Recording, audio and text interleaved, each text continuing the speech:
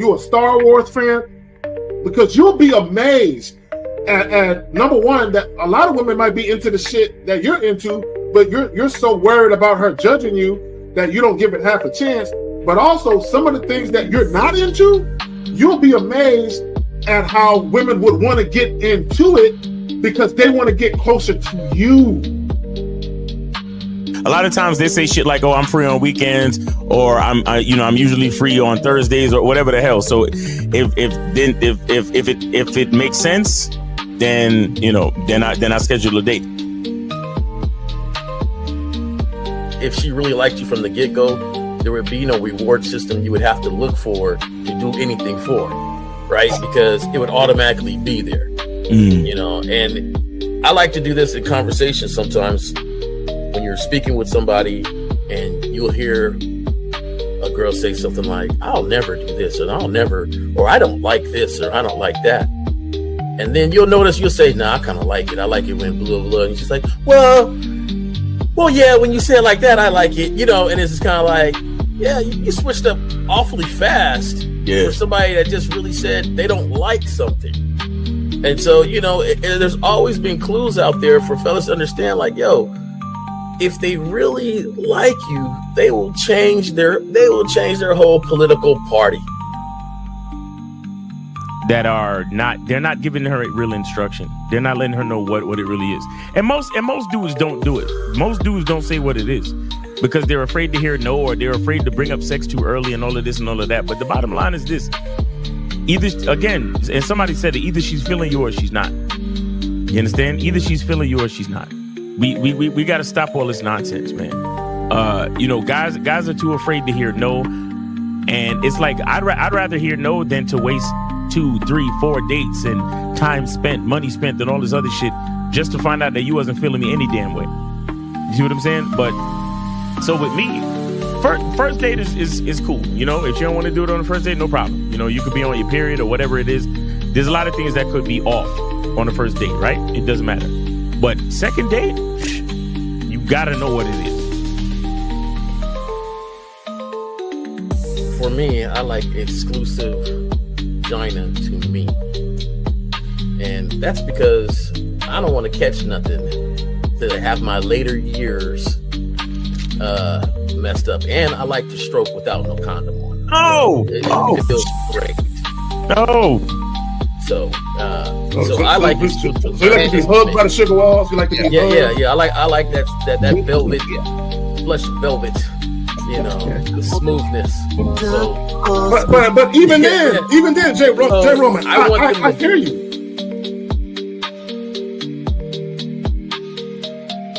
He don't get up for nothing. You understand what I'm saying? So, and the reason is because he has to conserve his energy to do 3 full workouts a day up until his competition date. You understand? So when he's in season, he literally just works out as hard as he can. Then he sits on the couch and his wife brings him everything. The only thing she don't do is fucking piss for him, right? So what I'm saying is, it's one thing to have a wife that does it, because you said earlier, these were the words you used. You said a woman who says, "Oh, I rock with this dude, so I don't mind doing this." But see, it's a difference between a woman who doesn't mind and a woman who cheerfully wants to do it. Understand the position of a simp. Make sure you understand the position of a friend zone nigga. Make sure you understand that a man doesn't do anything for nothing. You understand? So run the game, be careful, and do what you got to do. Mm-hmm. And that's right there, Jay Roman. And that's the problem. Your main chick should always be prioritized over all the new chicks. Right? The new chicks should not get preferential treatment.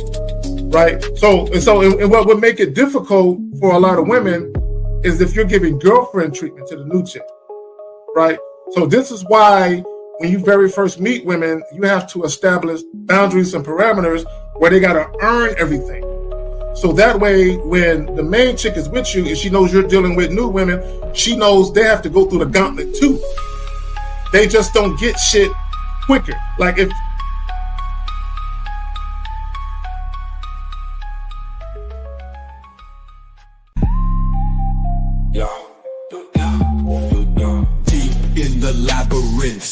beats be the maze. Hosts on the mic, Kerry K set in the blaze. Sagging, Miles Cunham with the game so tight. J. Roman lit the torch, keeping it right. Manhood's the challenge, skill set to master. In a world moving fast, gotta move faster. Trap beat pounding 808, shake the floor. Guided by the host, wisdom like law. Kerry K drops jewels, the crowd enthralled. Words cut deep, no need for brawls. Miles Cunningham, tactics sharp like a dagger. Navigates the game, makes the haters stagger. Journey to manhood, no easy feat. Lessons from the masters, words concrete. J. Roman with the keys, opens the door. Manhood's the path, gotta crave for more. Manhood's the challenge, skill set to master. In a world moving fast, gotta move faster. Trap beat pounding 808, shake the floor. Guided by the host, wisdom like law. Law.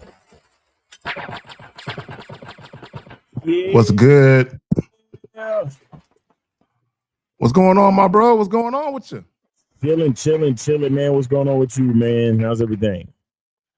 Hey, man, I can't complain. I'm waiting for some scattered rain showers. It's not as sunny in San Antonio as I like it to be, but, I'm making it. All right. That's what's up, man. That's what's up. The weather down, I'm sure the weather down there is I mean, except for the rain, is it got warmer already, hasn't it? Oh, hell yeah. It was 90 something the other day, and I'm like, God damn, I wish it would get cold again just for a little while longer. Like, I like around 60, 65 is perfect for me. 60, 65. Yeah. When it gets to be about 85, 90, I'm like, I started looking for some water to jump into at that point and shit. Like, hot out here. But what's going on with you, man? You got anything you want to promote? Yeah, man. Guys, make sure you go to CunninghamElements.com, and I've been telling guys about my designer fragrance soap bar, and it is inspired by the fragrance Tom Ford effing fabulous or fucking fabulous for the vulgar. But right now I got 4 bars left. Guys been ordering it. I got 4 bars left. So if you want to try it, please, get your order in. And that's what I have in inventory right now, just 4 bars left. So if you guys want to try that out, go ahead and get that. And of course, we still got all the other flavors of soap, all the other fragrances of soap. And we also have Masculine Identity Parfum, the fragrance, and Masculine Identity Sport. So, you're probably going to stock up on the fragrances because they're really good, spring and summer fragrances. So you could get out there on a dating scene and make shit happen. And man, make sure you also go to masculineidentitymembership.com.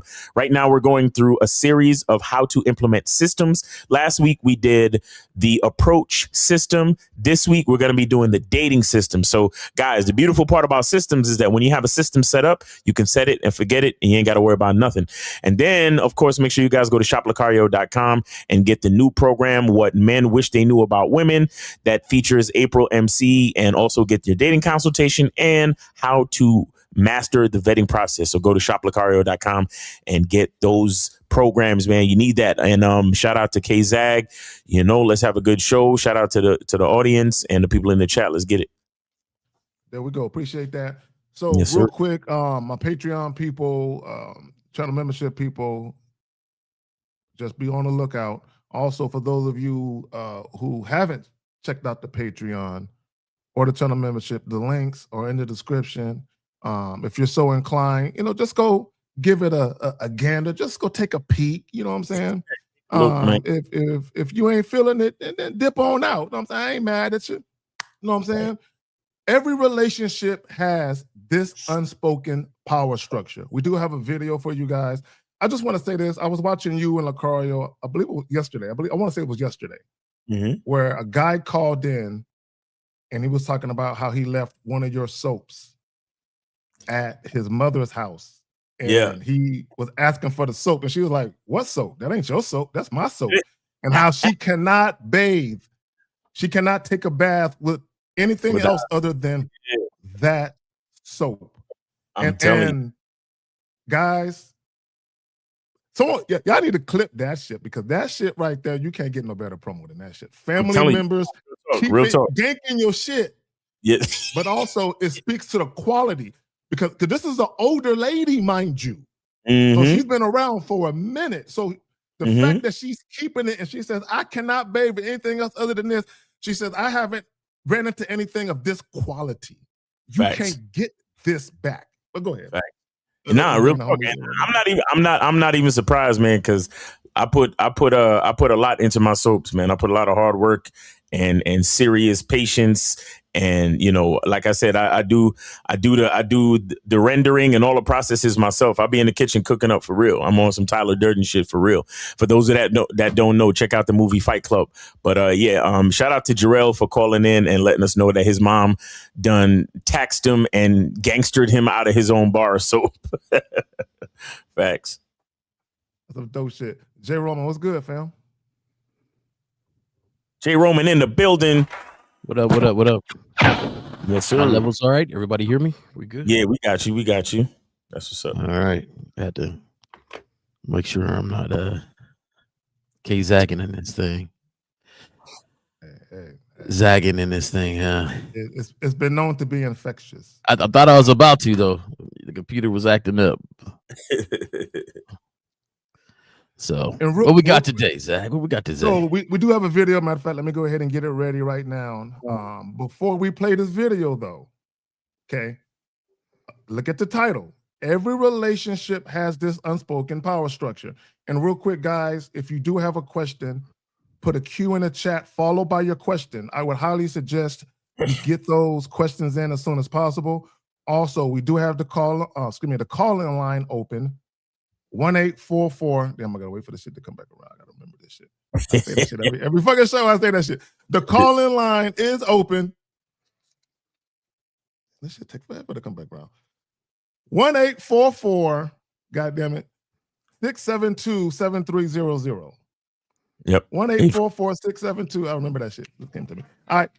So call in $5 for a question, $10 for a story. And let me just throw this up there, because before we play this video, I want guys to have this on their conscience. Dating isn't equal, and it never was. Every romantic or sexual, or we can say or sexual interaction between a man and a woman operates on a simple but often unspoken structure. Who is leading and who is following? Always. So let's go ahead and get to this video whenever you're ready, Miles. All right, and so let's play it all the way through, and then stop it in, you know, on the second go round. Bet.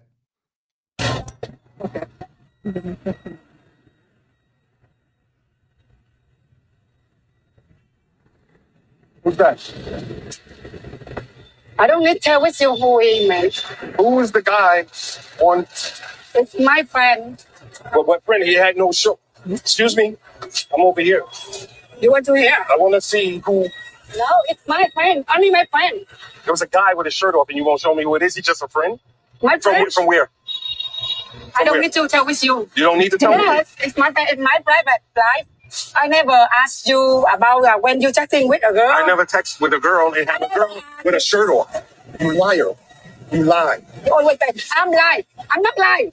You are not. I don't need to show you. You don't need to show me? I don't need to show you. Good luck. Why? All right, good luck. I feel so bad for him. Good luck. Violet, she's not sharing information with me. I asked her straight up if she's dealing with someone, and I know what I saw. It's just another thing that I have questions about. And to be honest, it's like, what the is going on? Good luck. This is like jumping from fire onto fire. It doesn't look or sound like truth at all. Anyway, I hope he's found what he's searching for. All right, there we go. So he says, I don't know what's going on.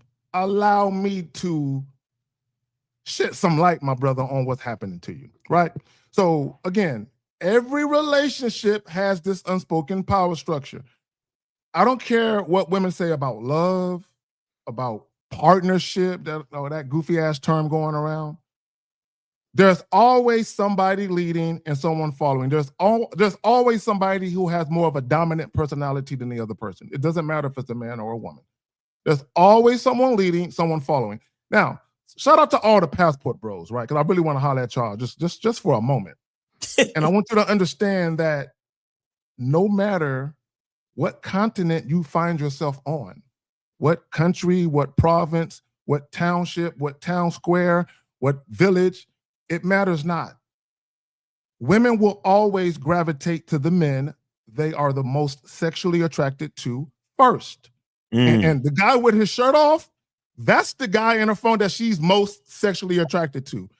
The guy right there, the guy that's in a foreign country looking for a foreign woman because their culture is different and they grew up traditional, and they're supposed to be more submissive. Well, so much for that. So this video blows that shit out the fucking window, right? Fact. So what happens is you will have women in these foreign countries because, they broke and shit and their family live in, cinder block, homes with 10 huts and shit, 10 roofs. They will fuck with you for the money, right? And I said this in a recent video. Guys just need to understand when it comes to the ecosystem of game, where you're at. And the totem pole, where you're at. You need to understand that if women are fucking with you because of your money or your resources, that's just what it is. It ain't for no other reason than that. And what will happen is women will always find their way back biologically to the men that make their pussies moist. Y'all got it. Ooh, real talk.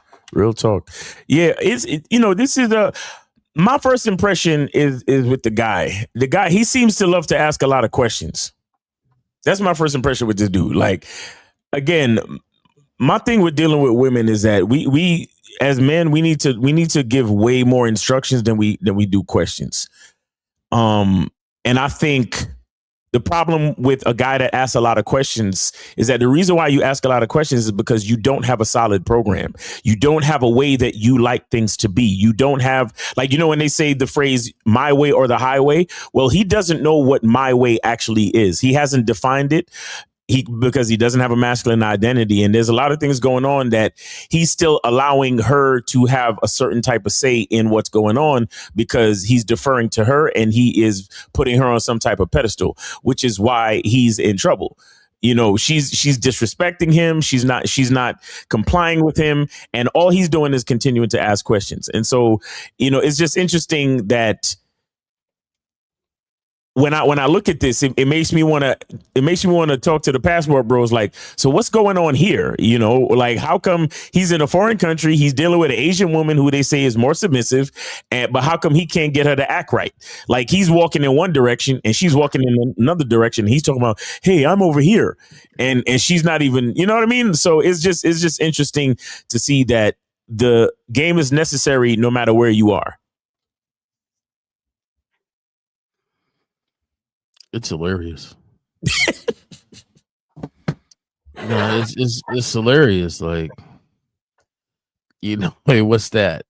I don't have to show you. Okay. So what more is there to say? Okay. And you would think, in a place, let's just say this place of power, right? Where these guys believe that money should bring them, the status of that should bring them pretty much everything they want to bring them, right? Right. So he could take his money and go somewhere else quickly, right? So, oh, okay, all right, on to the next. Good luck, right. But he is steadily, I think you're still hiding things. I don't think you. So he's dealt with this prior to, right? Exactly. I think you're still hiding. Still means that it was done before. So in this place where it's supposed to be better, it's not. And the only reason is, and this is what it's not just for passport bros, it's just anybody really trying to make a change. If you move somewhere and you go to do something different, you're still you. Right. So you're the one you need to focus on more, because you bring your same desires, you bring your same attitude, your same speech, your same thing to somewhere else, the same people you are attracted to. That's why sometimes when people say, "Oh, I need to move out this area. I'm getting in nothing but trouble." And then you move to another area and you're still getting in trouble because that's the element that you're most comfortable with, the element that you attract. He has an element of no game. That's going to follow him no matter where he's at. And it's only a matter of time before it completely comes out because he really didn't work on him as far as when he went over there. He went over there with saying, my money should do it all. And that's how he felt wherever he was at. I'm quite sure. And in the United States, he was like, hey, I got this money. I got this status. It should do it all. Oh, it doesn't? Well, let me take this money and status over there. And it's still not doing it all. The elements are still the same because the element is you and you got to work on you. Facts. Real talk. What's going on, fellas? Hey, we got Mr. Justin in the building. What's going on, Justin? All right. What's going on, Mr. Justin? Yeah, this is an interesting video. I mean, you guys are spot on. I mentioned in the chat that no matter what country the person's from, where the woman's from, they've got built-in loser detection, like baked into their operating system, like every woman, because it's in their hindbrain, because their biology says don't mate with a loser. Even if on their conscious level, they're not seeking to get pregnant or anything like that. That thing is still going on in the background, like a background app. And so they're just pre-wired to like not get with losers.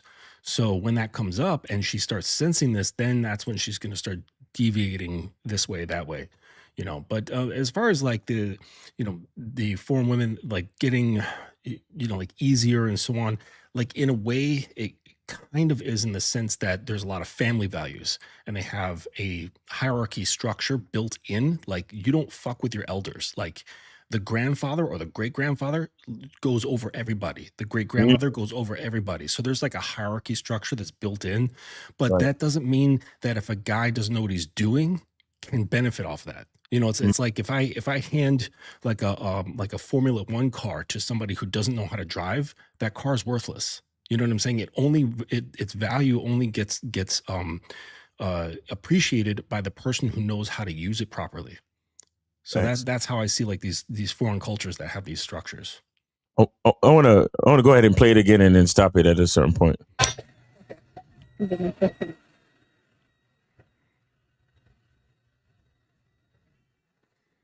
Who's that? I don't need to tell with you who he man. Who is the guy on? It's my friend. Well, what friend? He had no show. Excuse me. I'm over here. You want to hear? You see, like that entire exchange is that entire blatantly disrespectful. It just shows weakness on like she's bro. Like I don't want to say that she's not afraid of him because I mean, we're not talking about any type of relationship where she should be afraid of him, but it's like not only is she not afraid of him, she has no respect for him. Like it's just oh man. And what I want to say too is that the way he's behaving, you could tell that is his way. Like that's how he behaves, whether he's in the United States or he's in wherever the fuck he probably in Philippines or somewhere. But the bottom line is he's a pushover. Right. No matter where you go, there you are. Like this is sad, bro. This is on the scene. Who? My friend. Only my friend. There was a guy with his shirt off and you won't show me who it is? He just a friend? My friend. From where? And let me tell you something. If I'm ever dealing with a chick and it's to the point where I need for her to show me what's going on in her phone and all this other shit, I already know I've lost. I've already know I'm fucked. You understand? Let me add this. Oh, go ahead, Miles. My bad. Go ahead. No. You got it. No, I just want to say this, and it goes back to what all of us say, either as a collective or all of us say on our own, platforms and what have you. Guys, when you very first meet women, we can talk about sexual attraction. We can talk about all of that shit. What's gonna happen in every encounter is very quickly it's gonna be determined whether or not the woman is following you or whether or not she's running the show. Right. And she's gonna know. She's gonna know based on how you approach her, how you interact with her, how you respond and react to what she's doing and or saying, the fact that you're not assertive, the fact that you're not decisive, the fact that you're not direct and very intentional about what you want. and you basically tell women, look, if you fucking with me, we're doing it this way. Period.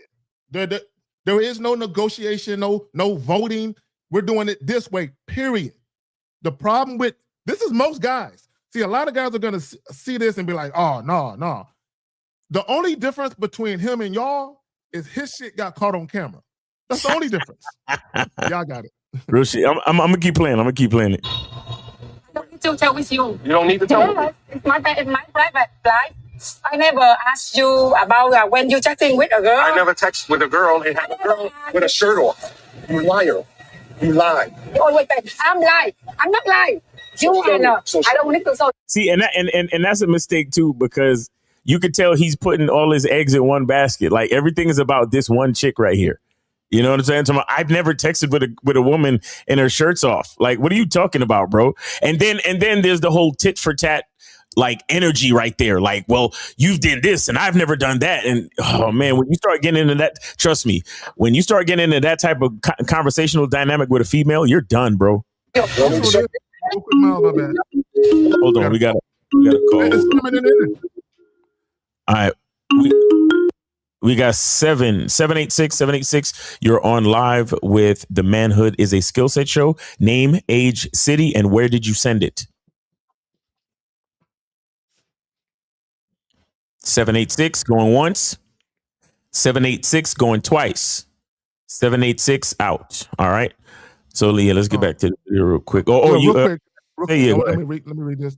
He said the guy in the video has no masculine identity. Yeah, I agree with that. And the truth definitely is not inside of him. Right. But bitch made is anyway, his manhood has no skill set. He has no dominance, and he has no way. He has no structure and no self-respect. Shout out to Unique. There you go. You include everybody in this shit. Great marketing. Let's finish this shit up. Why? All right, good luck. I feel so bad for him. Violet, she's not sharing information with me. I asked her straight up if she's dealing with someone, and I know what I saw. It's just another thing that I have questions about. And to be honest, it's like, you see, another thing that he has questions. Why you got so many questions, bro? 786, you're on live with The Manhood is the Skill Set Show. Name, age, city. Where did you send it? Oh, shoot. I haven't sent it yet. Hold on. Right, I sent it a couple of weeks ago. I'll send you another one. Hey, send it, call us back. Send it and call us back. That's it. All right, let's get back to Miles, let me say this about this guy, right? And this is what you guys have to understand. See, he asked her, are you seeing anybody? I don't know why guys think loyalty can be shown with words. A woman is telling you, no, I'm not fucking nobody. And then you guys can rest your head on your pillow at night with some words. But let me say this. Number one, he's in a losing predicament all the way around. One, because he came to her country seeking a woman. Okay, guys, anytime, again, it goes back to power dynamics. Anytime somebody has something that you want and they are in a position to say yes or no to you, depending on how bad you want it, they can call the price. They can call the price for it, right? When we talk about having game and actually having a masculine identity, shout out to Miles, and actually dealing with women strictly on your terms, it's being a man who's actually in position to dictate terms, right? But when you're following a woman, he went to her country to find her. She already know he's a ho. She already know about him and his kind. Right. She waiting for him. All her female relatives, they like, you got some more relatives?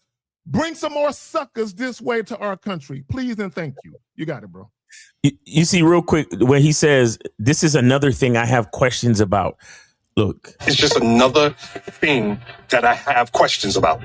And look, guys, I don't know how to fully explain it. It's like this. With me, it's like the more questions I have is the more I know I'm not where I'm supposed to be. You understand? Like the environment that I choose to put myself in, the reason why I choose to put myself in it is because even if I can't necessarily control it, I need to have some understanding of it. And with that understanding, I need to be able to make certain decisions and have a, you know, some type of governance, some type of sovereignty in that situation.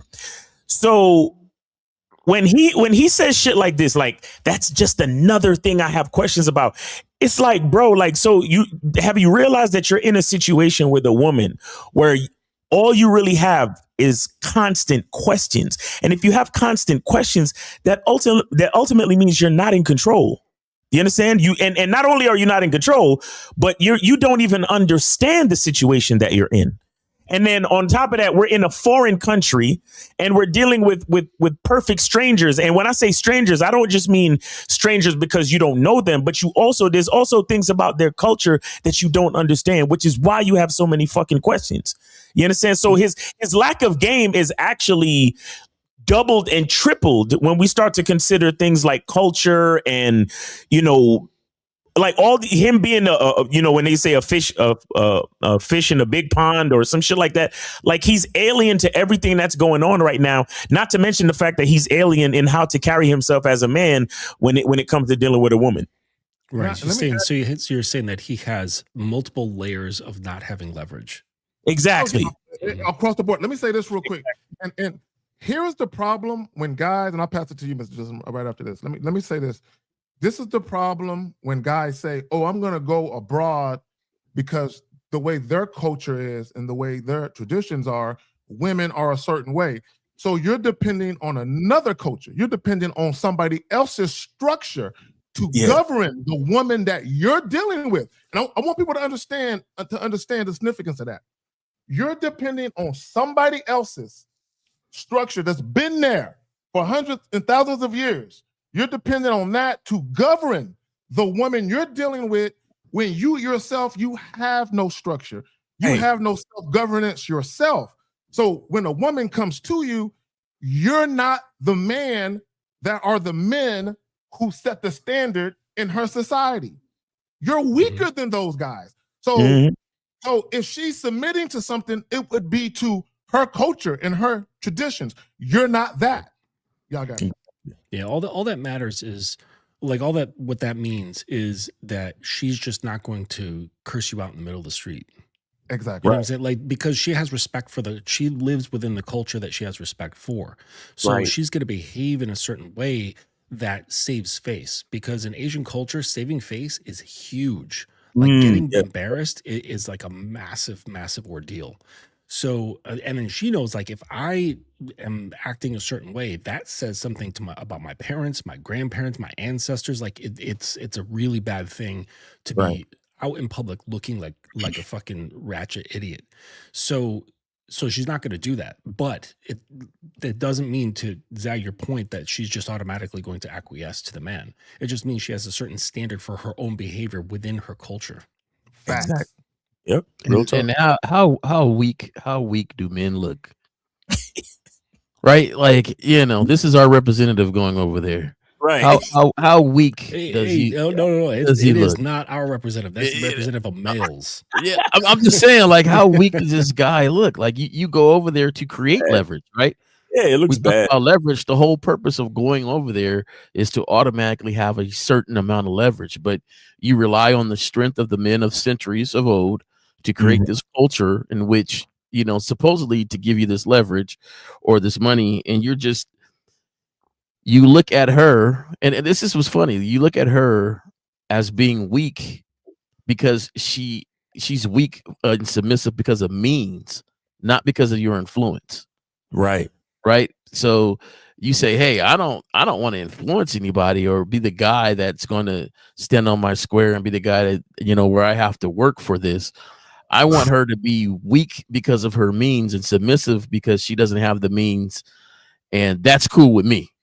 Right? That's cool with me until all of a sudden, you know, I never forget. Remember that Eddie Murphy? That I want half Eddie. He said, I went over there and got her and brought her over here, and she only knew a few terms, but she, by the end of the relationship, she told me, I want half Eddie. I know that term. And so my thing is, it's like the laziness and the weakness is so prevalent that she could now stand there and say, hey, I don't ask you about nothing. Shut up. That's basically what she said. Like, I don't ask you about nothing. And that's what he's supposed to be. That's where he's supposed to be. I don't want to actually, because here's the thing. I don't see all of that questioning shit. Look, I'm not even saying that a guy with game is going to totally know everything about the other culture and totally understand everything. But here's the thing. When you can control yourself somehow, I mean, I may not even know how to fully explain it, but when you can control yourself, somehow that provides some type of leverage, as you say, Justin. It provides some type of leverage with your environment, with the people in the environment, with the environment itself, because self-control is the first, is like the first layer of control. Do you understand what I'm saying? And that's why I appreciate what you do, Mr. Justin, as far as the Dominance Academy, because the one thing that I understand is that dominance, and it's one thing that we've discussed as well, is that dominance is, a lot of people just look at dominance as, oh yeah, I'm being dominant over the woman. No, the first thing with dominance is understanding dominance of self, understanding emotional sovereignty, understanding knowledge of self. Like even with, shout out to Lucario with the vetting process, right? The first thing you must understand about vetting a woman is the fact that you have to vet yourself, because it is your consistency of character, which is the baseline of the whole vetting process. Because what you're really teaching the woman throughout the vetting process is to understand the consistency of your character as the man, not just to look at what the woman is doing, because what the woman is doing should be a byproduct of the consistency of what the man does. And this guy in this video, man, he's so far removed from that. It's hilarious. Like Jay Roman. I think you said something that I really. Go ahead, Jay. Go ahead. Yeah, I think you said something that I really want a lot of people to understand, because I hear people that think the guys on different shows or shows like this, you be like, man, that's phony, man. They get a woman in front of them, they're gonna do this or they do that. I always say this: it may not change what is said, right? But the purpose, the reason, and the actions, it changes it. Right. So have we gone to a different country before and had some fun? Yeah. But I wasn't relying on the structure of that country and the women to be submissive to have that fun. That's not what I went to a different country to have some fun. I went to go on a vacation or something like that. So, everything might not be different, or the words might not be any different than what somebody is saying. But at the same time, the reasoning is different, and the purpose and why it's said is different, and that matters. It matters. Yeah. If I'm sitting there and a dude is, and I'm watching, hey, who that on the phone with his shirt all off, trying to look like Hulk Hogan? Oh, that's your style, huh? I'm gonna have that conversation. Oh, that's your style right there. Okay, cool. Bloop. She might not see no more Jay Roman, but it ain't got to be a whole conversation. I just don't understand. We're not having a whole conversation. Why we do this? Things happen, but the difference is the reaction and the purpose and the reasoning on why you create the world you create. Okay. Let me add this, right? Because I'm looking at the caption, and I'll be remiss if I don't add this, right? He says, these are the submissive, non-ran through women they're going overseas for. I just want to say this, because I want to dispel a myth. For whatever reason, guys equate how many bodies a woman has or hasn't had with her level of submissiveness and what kind of woman she'll be character-wise. Her virtue. Guys, you can be dealing with a woman who's a virgin, and she will still dog walk your ass. She will still be disrespectful. So whether or not she's a nice, pleasant woman or just a bitch has nothing to do with how many dicks she sat on, right? It's just how she views you, right? So yeah, stop equating, well, if she is ran through, she's going to be a bitch and mean. But if she's a virgin, she's going to be very docile and meek and no. Yeah, I got it. Yeah. Well, if you look at say like Japanese culture, even like today as well as in the past, there were like very like high level geisha, and part of that, I mean, they were highly trained in tons and tons of different things. All right, but one of those things is the sexual arts. Okay, there were some women that were so fucking sought after that men from like hundreds of miles away would come see these girls, okay? Because they were just so skilled in like music, dance, sex, massage, healing, like all sorts of different things, okay? But the point is that they were probably with tons of men, okay? But it doesn't change that they were very pleasant, they're very respectful, they were, so the submission and their behavior and their decorum had no relation to how many guys that they were with. Right, because these women were with tons of guys, all right, but they were still respectful and walked upright. They had great manners. So it really, there's no relationship. There's really no relationship between a body count and behavior. It's no, like, what is it, like correlation does not equal causation. Facts. There you go. There you go. And I would add this. Now, if you're talking, with the exception, in my opinion, would be if a woman experienced something traumatic. You know what I'm saying? Like she was violated. Yeah. Now, in certain instances, when it comes to intimacy, I'll give you an example real quick. There's a young lady that I know, and we did a live stream. It was myself, two of my partners, and three females. And one of the young ladies, she was talking about how she doesn't have sex at this point because she has been, violated. You know what I'm saying? She is not only as a youngin, but also as a female adult, right? So she can still have conversations with men, not a problem.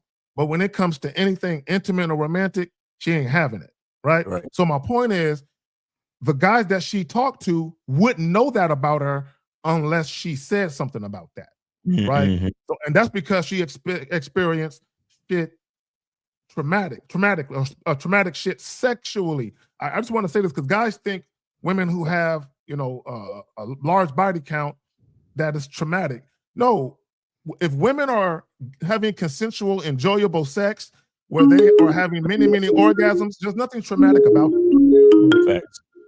All right. We got 786. You are on live with the Manhood is a Skill Set show. Name, age, city. Where did you send it? Ozzy, Miami, geriatrics, to Miles Cunningham, 20. All right. Hey, Miles, just let it hold for a minute. I want to touch on something that Zag was saying. Okay, caller, hold on 1 second. And I'm gonna just make this quick, man. You mentioned how a lot of ladies and certain traumas and stuff. You'd be surprised the number of women that have gone through certain traumas and actually were able to work themselves back to be comfortable, to be sexual or anything. So I know. Yeah, I was in a position to see this count went out. There was a certain case in the courtroom, and the count went out, and the judge said, hey, how many ladies or has a problem with this for whatever reason, just please stay around. And the amount of women and the recall of their accounts was ridiculous. Just the amount was just ridiculous, and the things they went through. So you'd be surprised what some ladies have gone through. And you're right. If you don't talk or they don't express that, you don't know. You don't know what happened in their past. So just another thing. It's a real thing, and I don't think a lot of guys really understand how many. Some of them, their wives ain't even told them. Their wives probably ain't even told them stuff they went through right now. J Roman, it's more than we probably understand. Yeah, it's high. It's high. A lot of weak dudes out there. Just weak, man. Come on. Anyway, go ahead, Carl. Well, see, you should see two of them actually, or maybe two. Maybe two. Yeah, I don't know. I'm not that big on Cash App. I rarely send money anyway. So I definitely look at the receipt and said to send you one February 21st. Today's the date. So you said something from February 21st? Yeah. What's today's date? Today is March 7th. Oh shit! That was. Let me get back to you. Let me call. I thought I said it. I was like, I thought today was March 21st. I send it back to you again. I send that 20. It's no big deal. Okay, call back. Send it and then call back. If you know, go ahead. Yeah, let me get it right. Let me get it right. Get it right. Yeah. Okay. All right. Hey, it is what it is. 611. I saw that you called 611. You could go ahead and call back. Let me finish up the rest of this this part of the video, and then. To be honest, it's like, what is going on? You see, as a man, you don't want to be asking that question in your life. What the fuck is going on? Like, you don't want to be a grown man asking the question. Yo, what the fuck? Let's get it.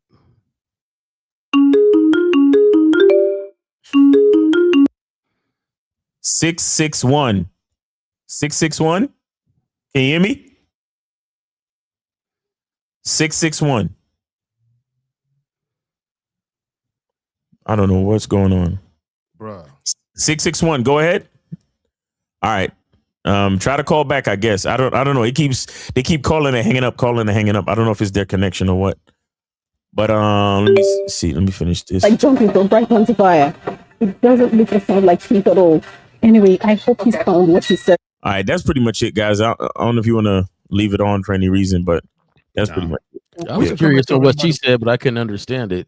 Yeah, it looked like the lady on the top, she was trying to give commentary, but it was. She said she felt bad for the guy. Yeah. Yeah, I don't. She knows.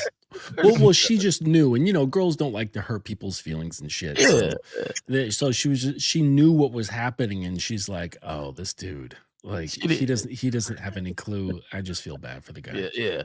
She didn't give up that phone, no. No. I feel bad for him. With you, I don't have to tell with you. I don't have to tell you nothing. Mm-hmm. See, I'll tell you this. I put such a disturbing voice on anything that is said to me in any manner and way that it makes me react the proper way that I should react. Right? And I don't care how slight it is, the disagreement, in my head, you just cursed me out and I got to go. Like I can't even, you could have been like, nah, I ain't really doing that. In my head, you said, you sucker. I ain't doing nothing you say. And so, oh no, I can't have that. I can't have that. I think guys go the opposite way. He went the opposite way. I just don't understand why she's doing this to me. I just, what's going on right now? Miles, you mentioned something really important about the self-control. And I recently heard a woman say that self-control is incredibly attractive. And the funny thing is that if you practice proper self-control, and even if the guy is thinking, oh, if I do this, then I will get attention from girls.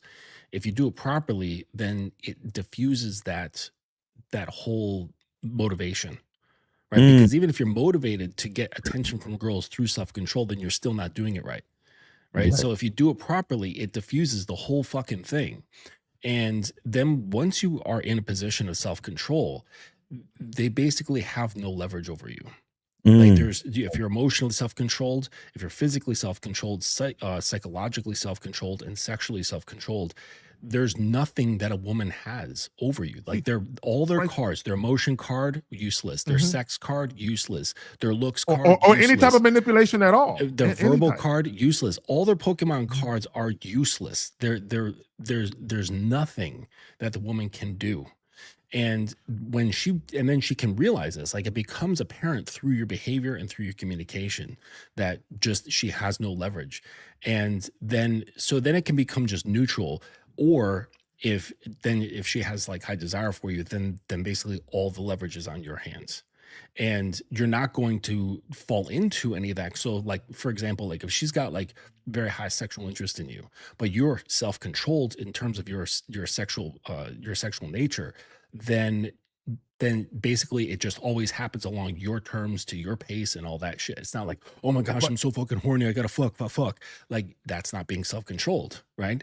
It's the pacing is controlled. So this thing can just drive her insane, like in a very good way, because she's like, that increases her desire. You know, there's an old saying, like the best way to make a hedge grow is by trimming it. So it's not just giving it everything and then it'll grow better. You actually make a bush grow by cutting off the things, by restraining it, and then it grows even more. And then you cut it some more, and then it grows even more. So it's like, guys don't understand that your impulses, they actually characterize you as an adolescent. It characterizes you as a teenager who, you know, like, because when we were teenagers, you know, we're raging hormones and shit like that. It's like we just wanted to get it in and touch girls and feel them and do things and stick things inside them and all that sort of stuff. So that's just what we. But when we acting like this as grown men, it comes off like a grown man acting like a teenager. And that's just not cool. It's not sexy. It's like you look at any other, like, say, like desirable archetype that's seen in film, like just these characters that where women are just like, oh my gosh, she's amazing. None of them fucking act like teenagers when it comes to sexuality. None of them. They're all fucking cool, calm, collected, laid back, and nothing moves them off their square. Nothing. Right. She's lying there just begging for dick, and he's like, I'll think about it. So I will. This is what I will say. I will say this because you said something when you were speaking. That you alluded to this. You're talking about high sexual desire. I've said this. When a woman is genuinely attracted to you and the desire is high, at that moment, you have the most influence. At that moment. The problem with the average guy is something occurs. Either they're very thirsty, they're very excited, they show a lack of inexperience. Something happens in that interaction that changes the dynamic. The woman's perception shifts, and now she's running the show. That comes when you don't have any game. All right, so we got 786. You are on the Manhood is a Skill Set show. Name, age, city. How can we help you? Once again, Ozzy, Miami, geriatrics at 20. Hopefully I got it right done this time. I see it. Appreciate you. All right, yeah, we got it. Third time's the charm. Hey, man. Yeah. No, I send that always once every couple of weeks to you guys because you guys deserve more technically. But I'll send you guys a 20 as much as a. Wait. Did you say more attention from you? That we deserve more attention? No, it's okay. No, more money. Oh yeah, the money we'll keep. The attention you can keep that. The money will. No, he said we deserve more technically. Oh, technically, I thought you said attention. I'm about to say, damn. No. My bad. Go ahead, caller. You got it. Go ahead, caller. No. You need something to do with your ears, bro. No, I just want to thank you guys, you and Miles and the Dom. I had a Passport Bro story that I go out a lot. From 3 years ago in the Philippines from Miles and the Don.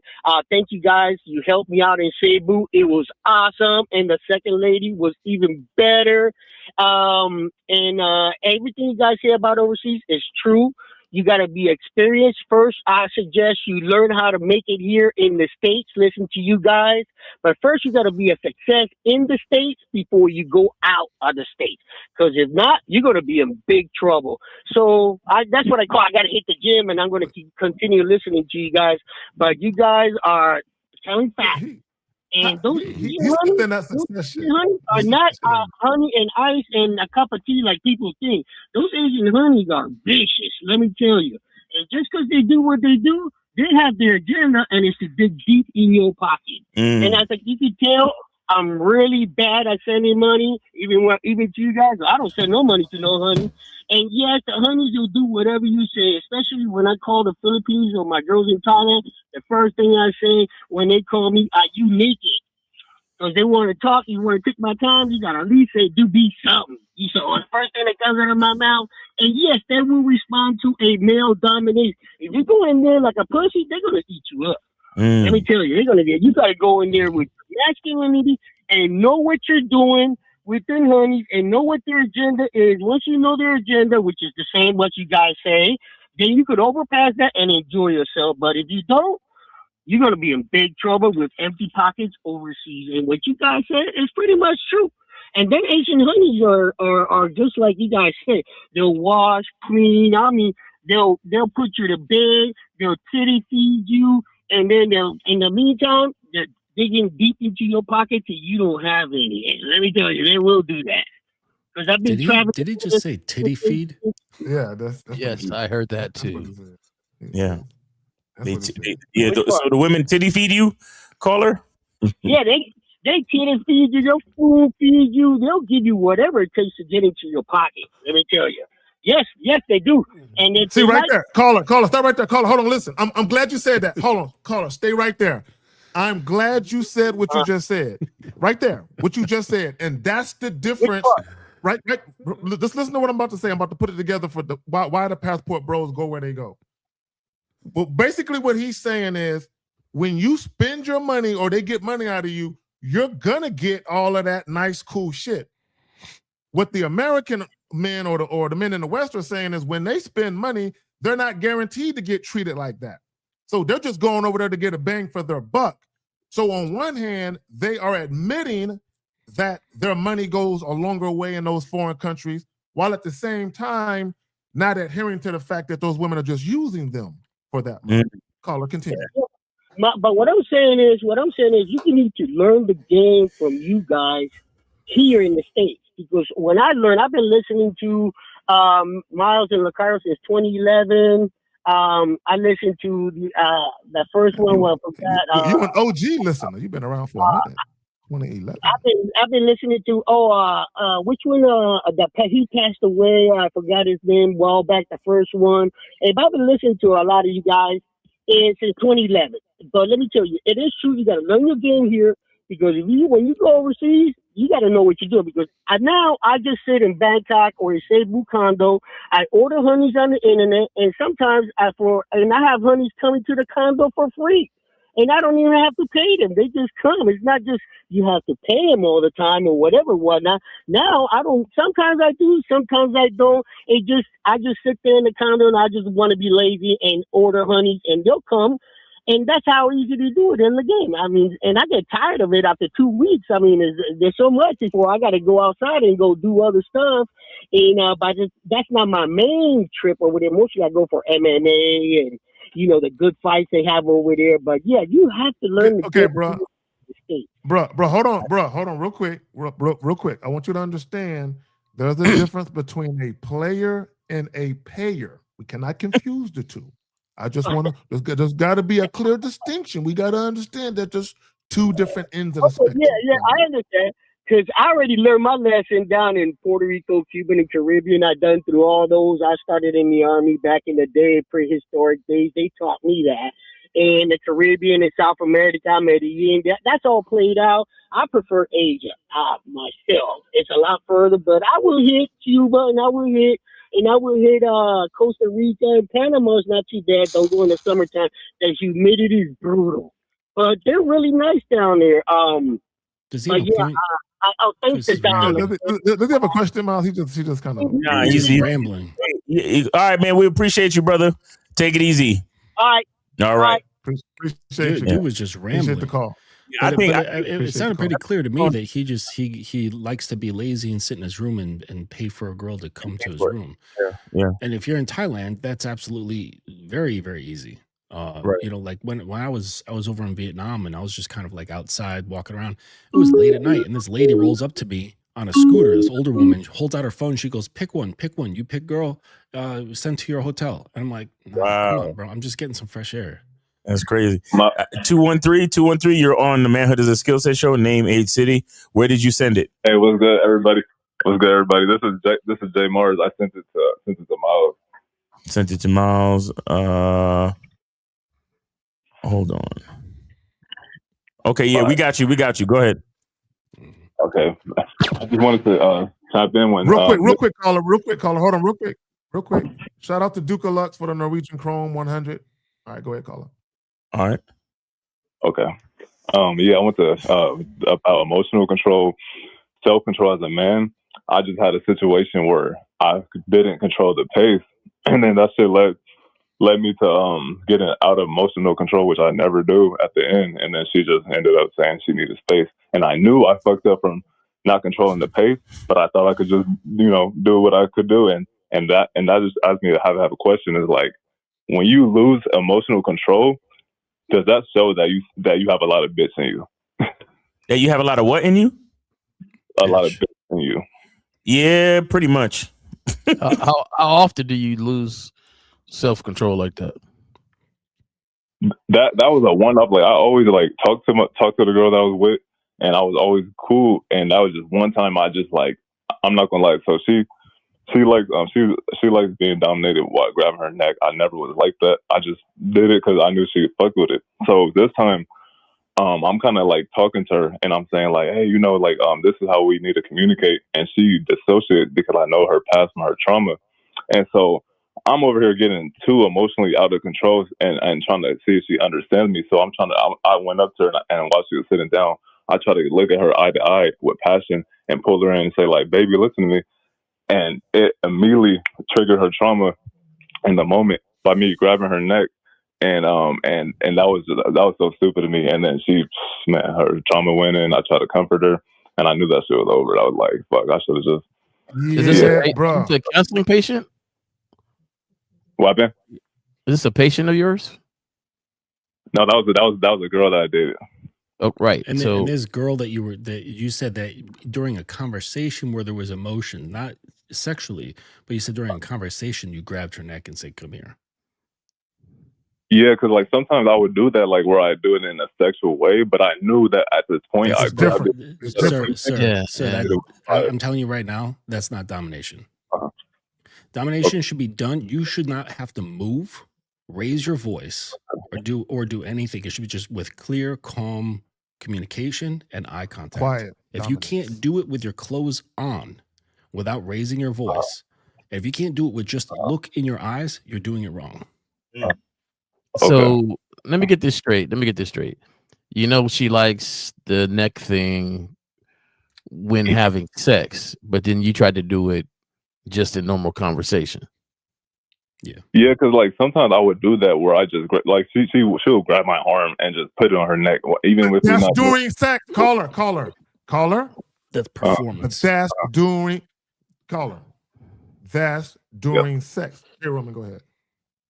It's during the flirtatious moments, right? So sometimes not always during sex, but flirtatious moments when you guys are flirting back and forth, right?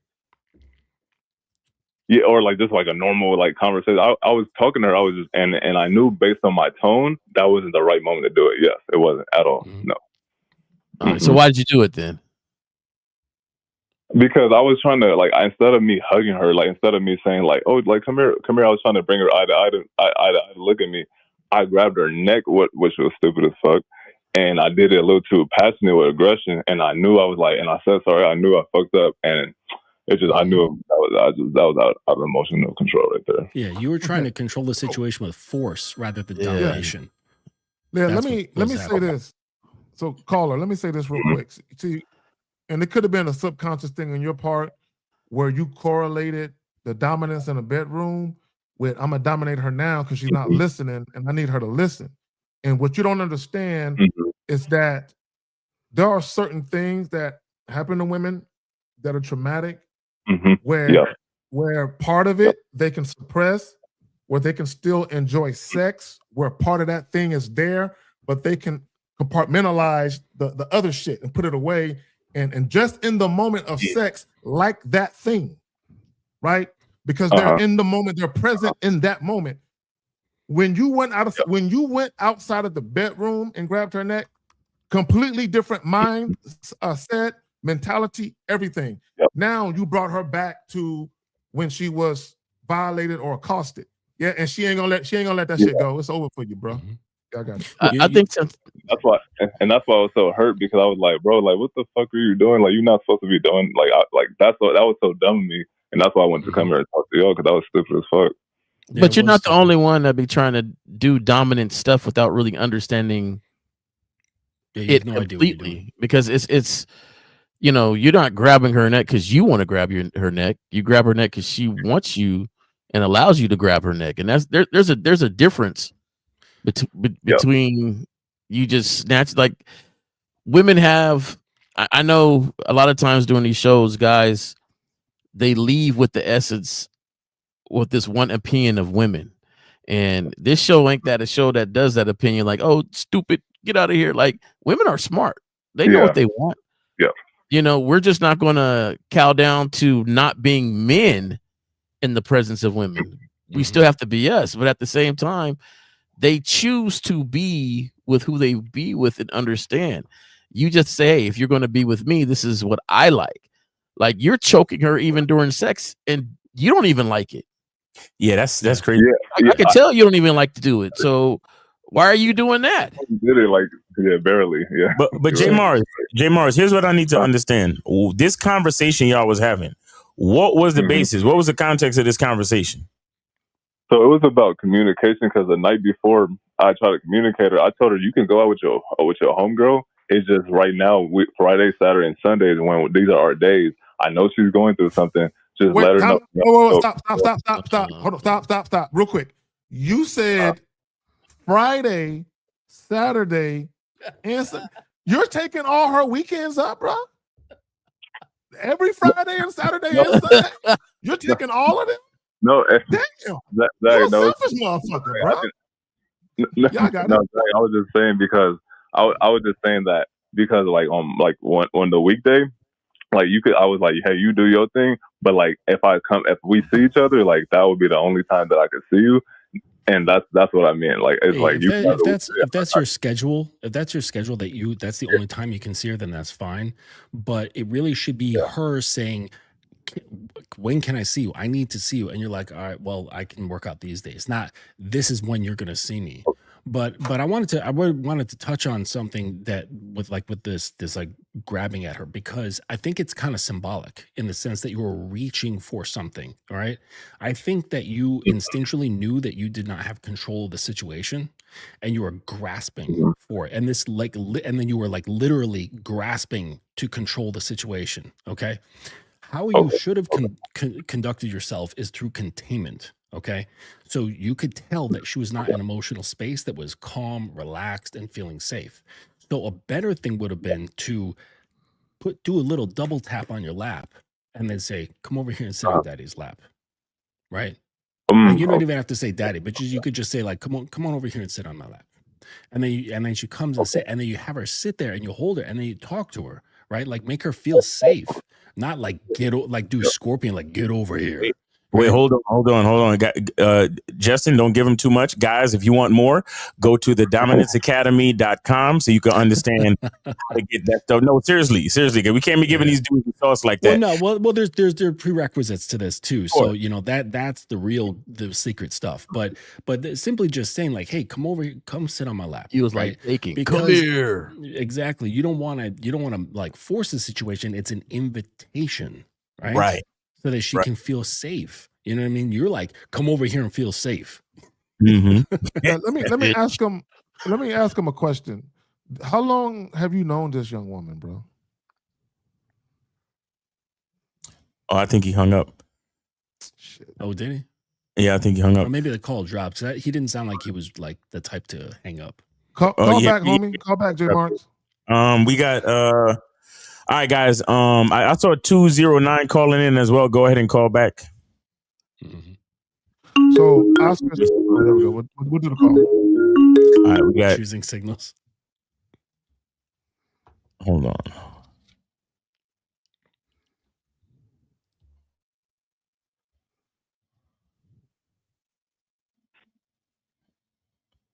All right, let me see. 213, can you hear me? 213, can you hear me? I can't hear nothing on his end. All right, go 213 J Mars, go ahead and call back. J Mars, go ahead and call back. This Nexiva shit is sticky. So while you fucking with that, we gonna pause. He didn't even want to. Oscar, you gotta get punched in the chest in 3, 2, 1. Giving me chills and should I make a move? Okay, guys. No, don't make a move because you don't know the fuck you're doing. Yeah, all right, 213, can you hear us? Hello. Yeah, 213. Okay. Turn off the show in the background. Yeah, 213. Turn off the show in the background. Turn off the show in the background. I can't. Okay, I can. I'm gonna just have to go off the video. Y'all turn off the show in the background. If you're not, you can't hear us on the phone, then it doesn't matter. That's the thing right now is weird. Okay. I don't think he could hear you. Yeah, I don't think he can hear us either. No, I gotta restart the phone lines then because this shit is acting real weird. Call back in a couple minutes. Oh, hold on. Let me put. You know what bugged me about the last caller, Justin, was the fact that he didn't want to choke her. Did he say that? That he's not even into it? Yeah, he's not even into it. He's not into it. So he was So doing he's it not for even her letting himself. So that's what I'm saying. He was trying to correlate the sex shit with the out of sex shit, believing, oh, she wants me to be dominant in the bedroom, so she wants me to be dominant, period. So let me be dominant here. And he completely listen, you realize you don't need to even touch a girl to be dominant with her. Exactly. It's actually even more dominant to not touch her. Yeah. Like or to raise your voice. You think a king is touching anybody? You know what I'm saying? Like he commands just by talking alone. Right. Facts. I mean, he can touch if he wants to, but he doesn't have to. That's the point. But yeah, that's crazy. If he's not into it, he's like not into it. Like I was with this girl once, and she was like really into getting hit. Like some girls, like a lot of girls actually, they're into getting hit. But this girl was like extra. And I was on top of her, and I smacked her, and she looks me dead in the eye. She goes, harder. And like and the time before that, like when I did hit her, it was enough to like rock her head sideways. And I was like, nah, that's going beyond my preferences. It's not happening. Yeah. All right, let me see. We got 661. Can you hear me? 661. Hello. Yes, sir. Yes, sir. Yeah, I'm back. I don't know what the fuck would happen, but I'm back. Okay. All right. Go ahead. Yeah. You guys so we were saying that you doing stuff. How long have you known this young lady, or how long you been dealing with this chick?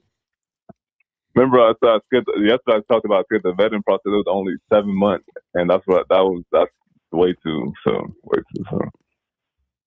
Yeah, so 7 months came. Okay, all right, go ahead, Miles.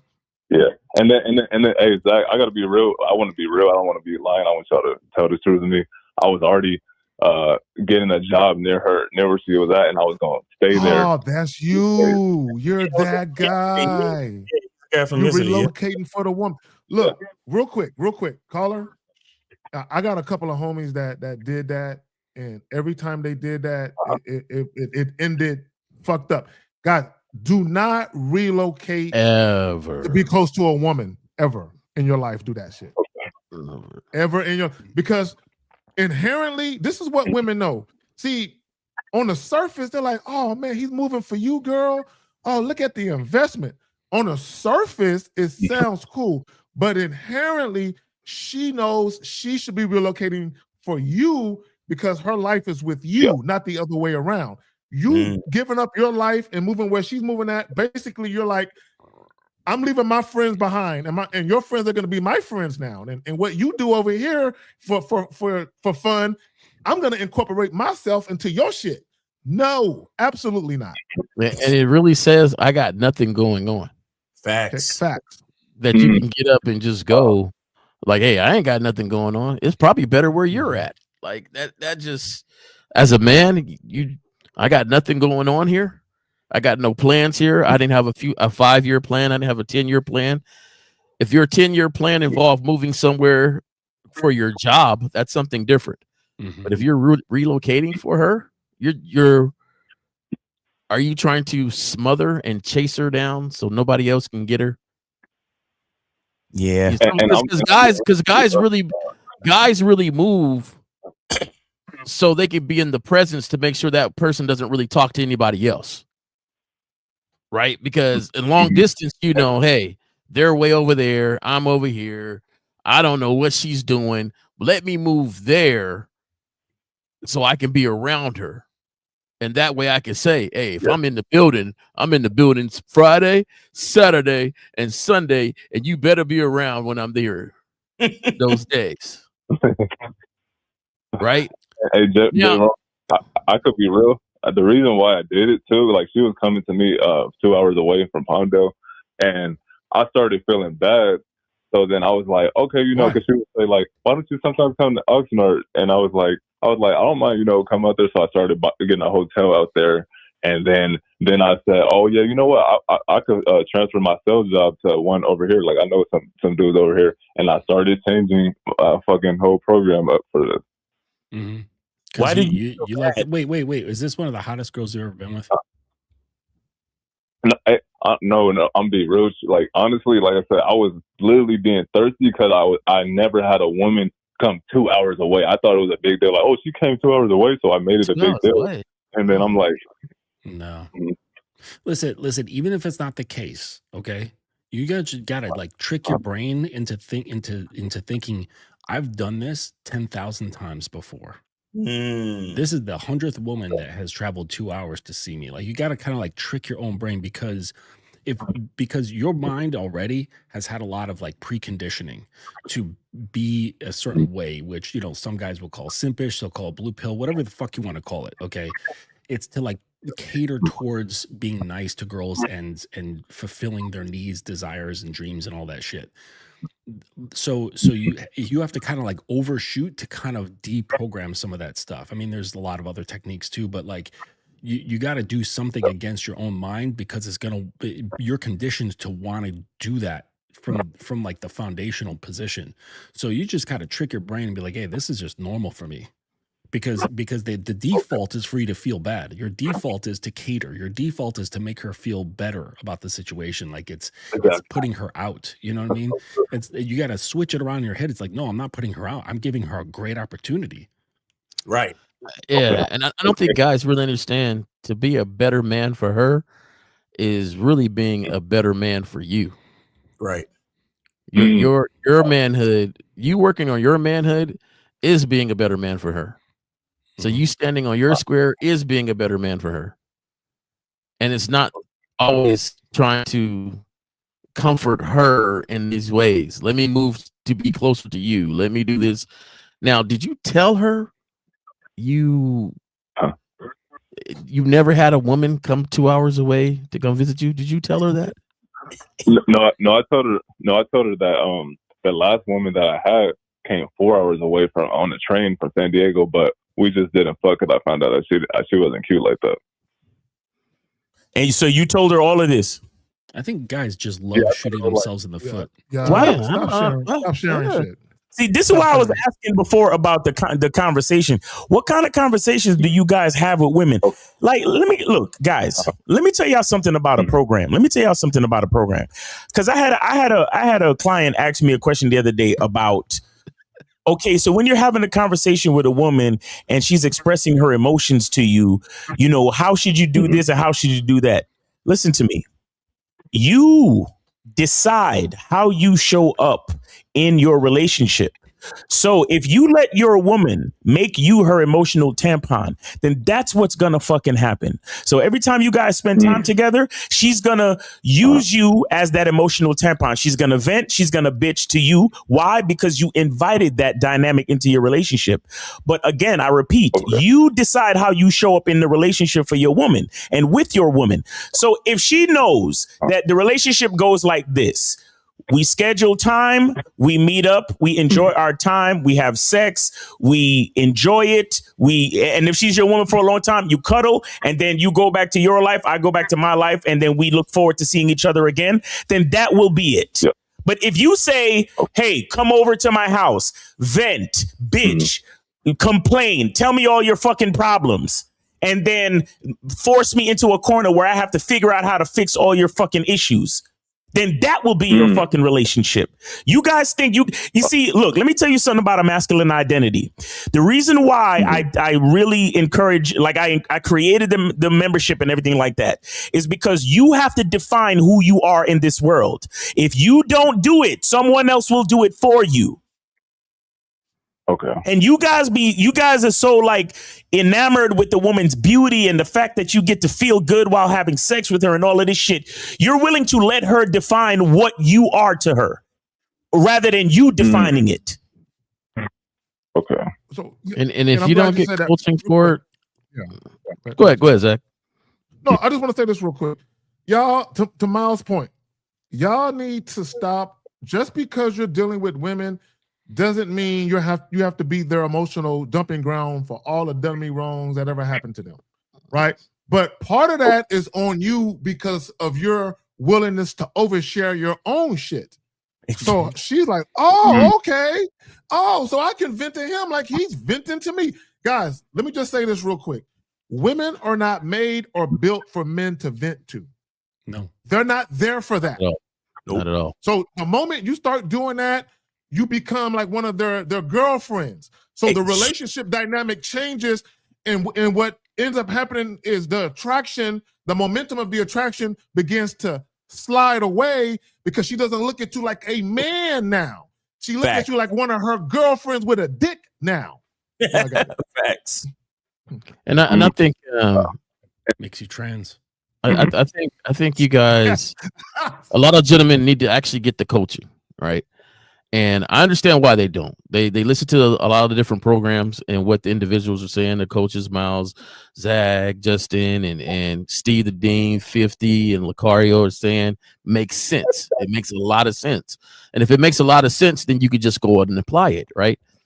But there's a lot of stuff in between that helps you apply it and apply it correctly at that time period. Because you won't be able to say it exactly like and do it exactly like any of the coaches. You have to do it for your style.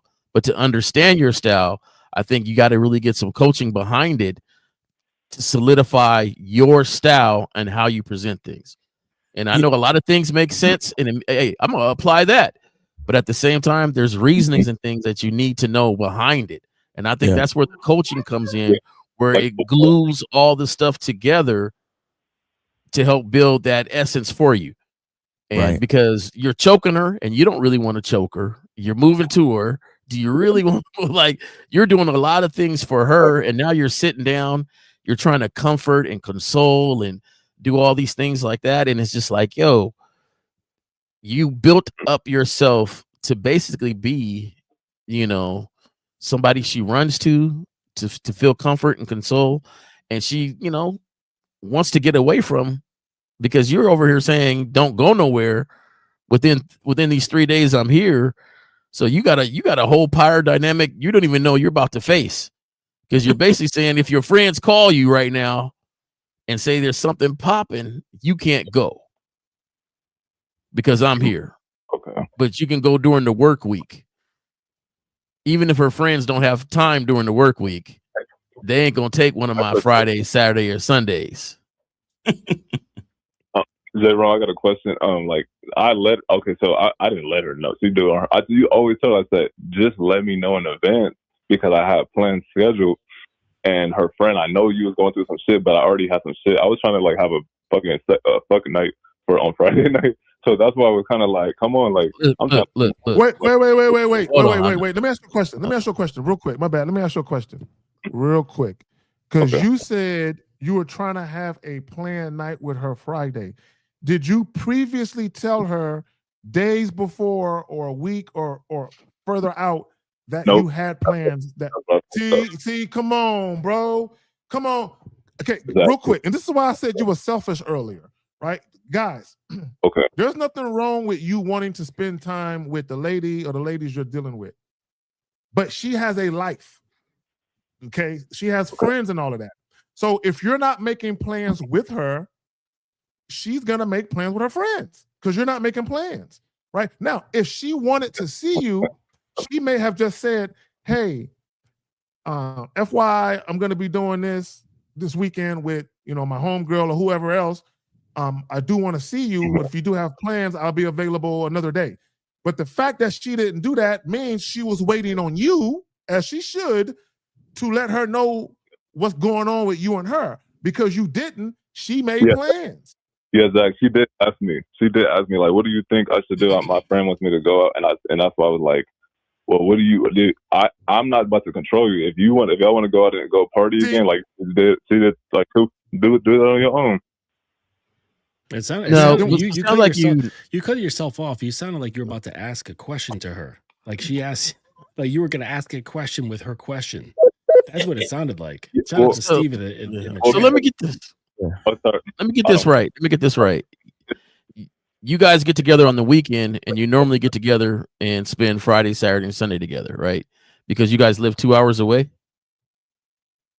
Yeah. So like, okay, usually it was Friday night. She would do whatever the fuck she wanted.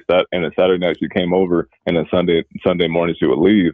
And then so I started going to Oxnard, And the best days for me were to actually hang out and give her time. Because most of the time, I'm gonna be real with you, I would be doing my own thing. Even if I'm out there, I'm doing my own thing. I can't even see her until like the late at night.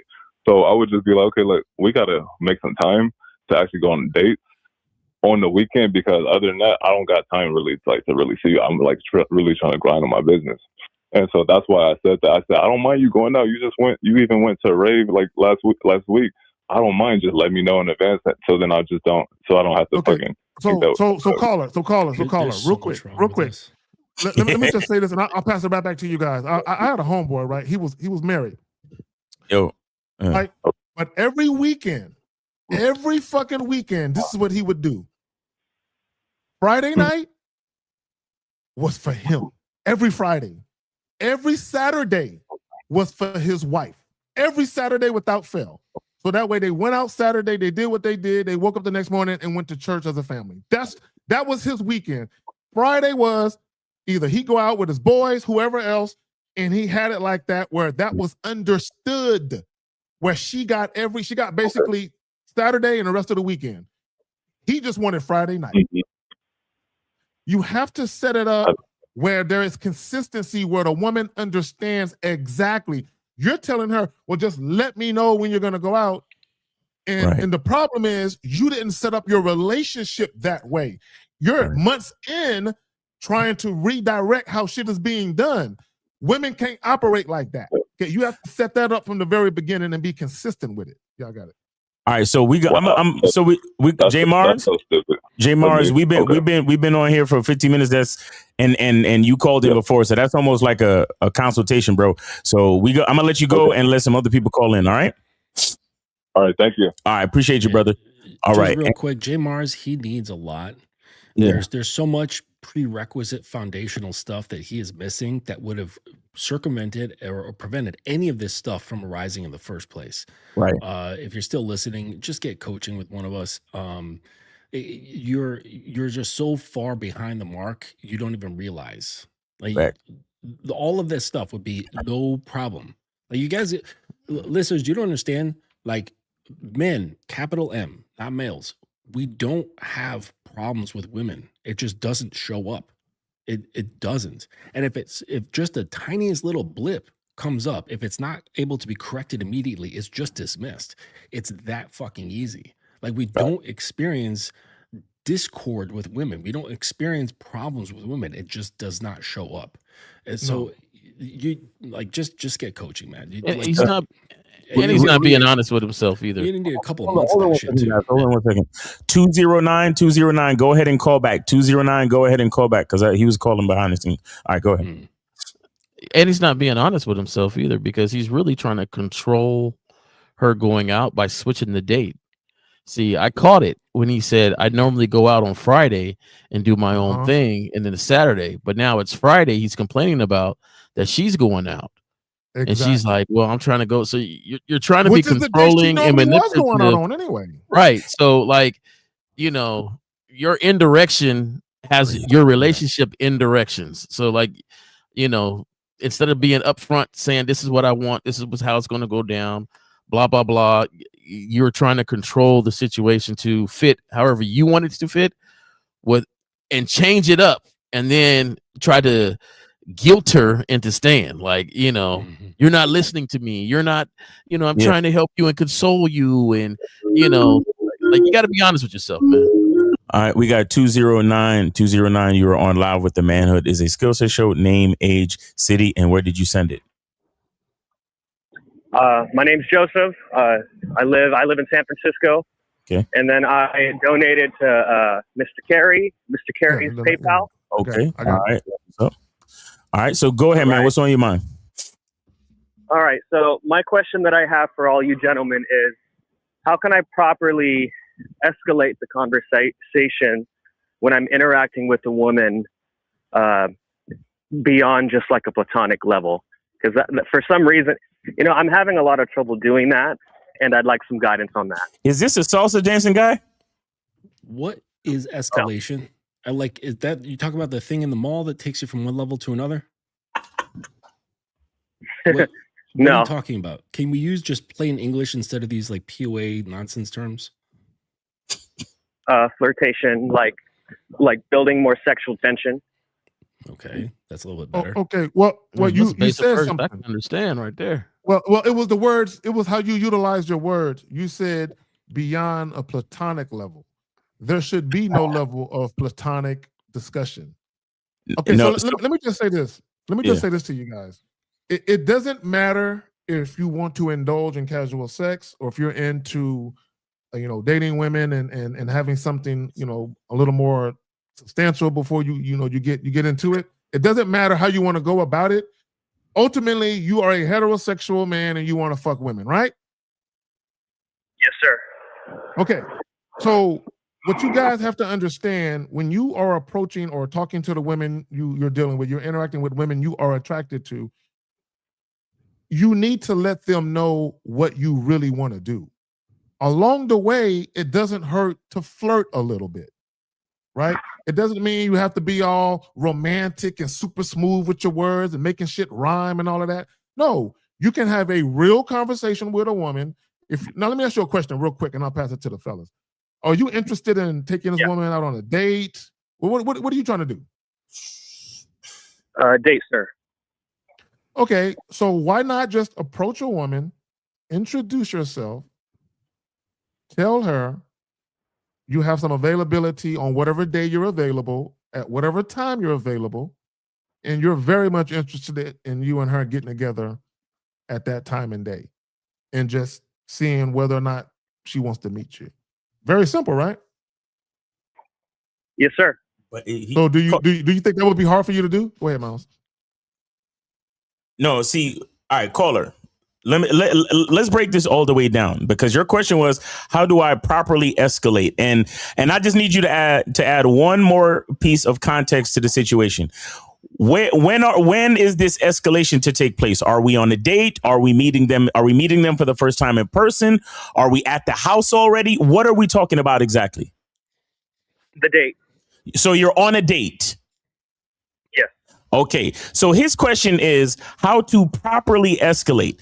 What he's really saying is, how do I tell a woman I want to fuck without her saying no? That's all he's saying.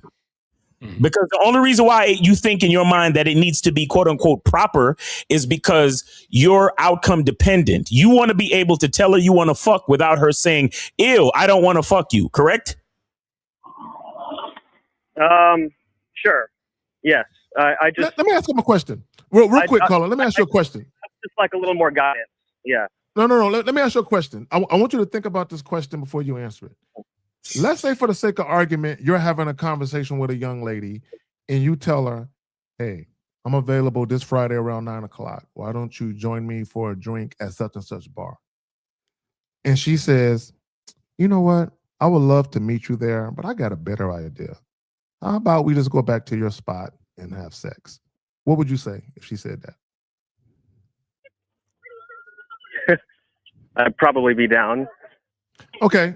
Stop right there. Right there. Got you. I got you. Okay. Now let me tell you why I asked that question.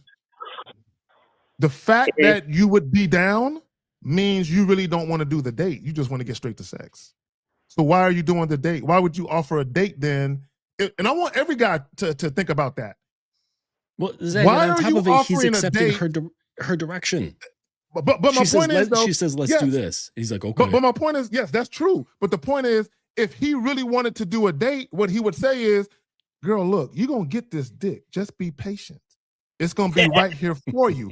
We're going to go grab this drink. And if you behave yourself, I might let you see it on the way back to your spot. Right? That he could do that. Right? But the fact that he would be like, man, fuck that date. Let's go fuck, means he never wanted to do the date in the first place. Y'all got it. Mm-hmm.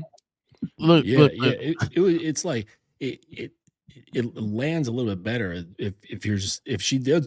I mean, she's not saying that, so let's just be real. But if she did, it's like, yeah, Steve.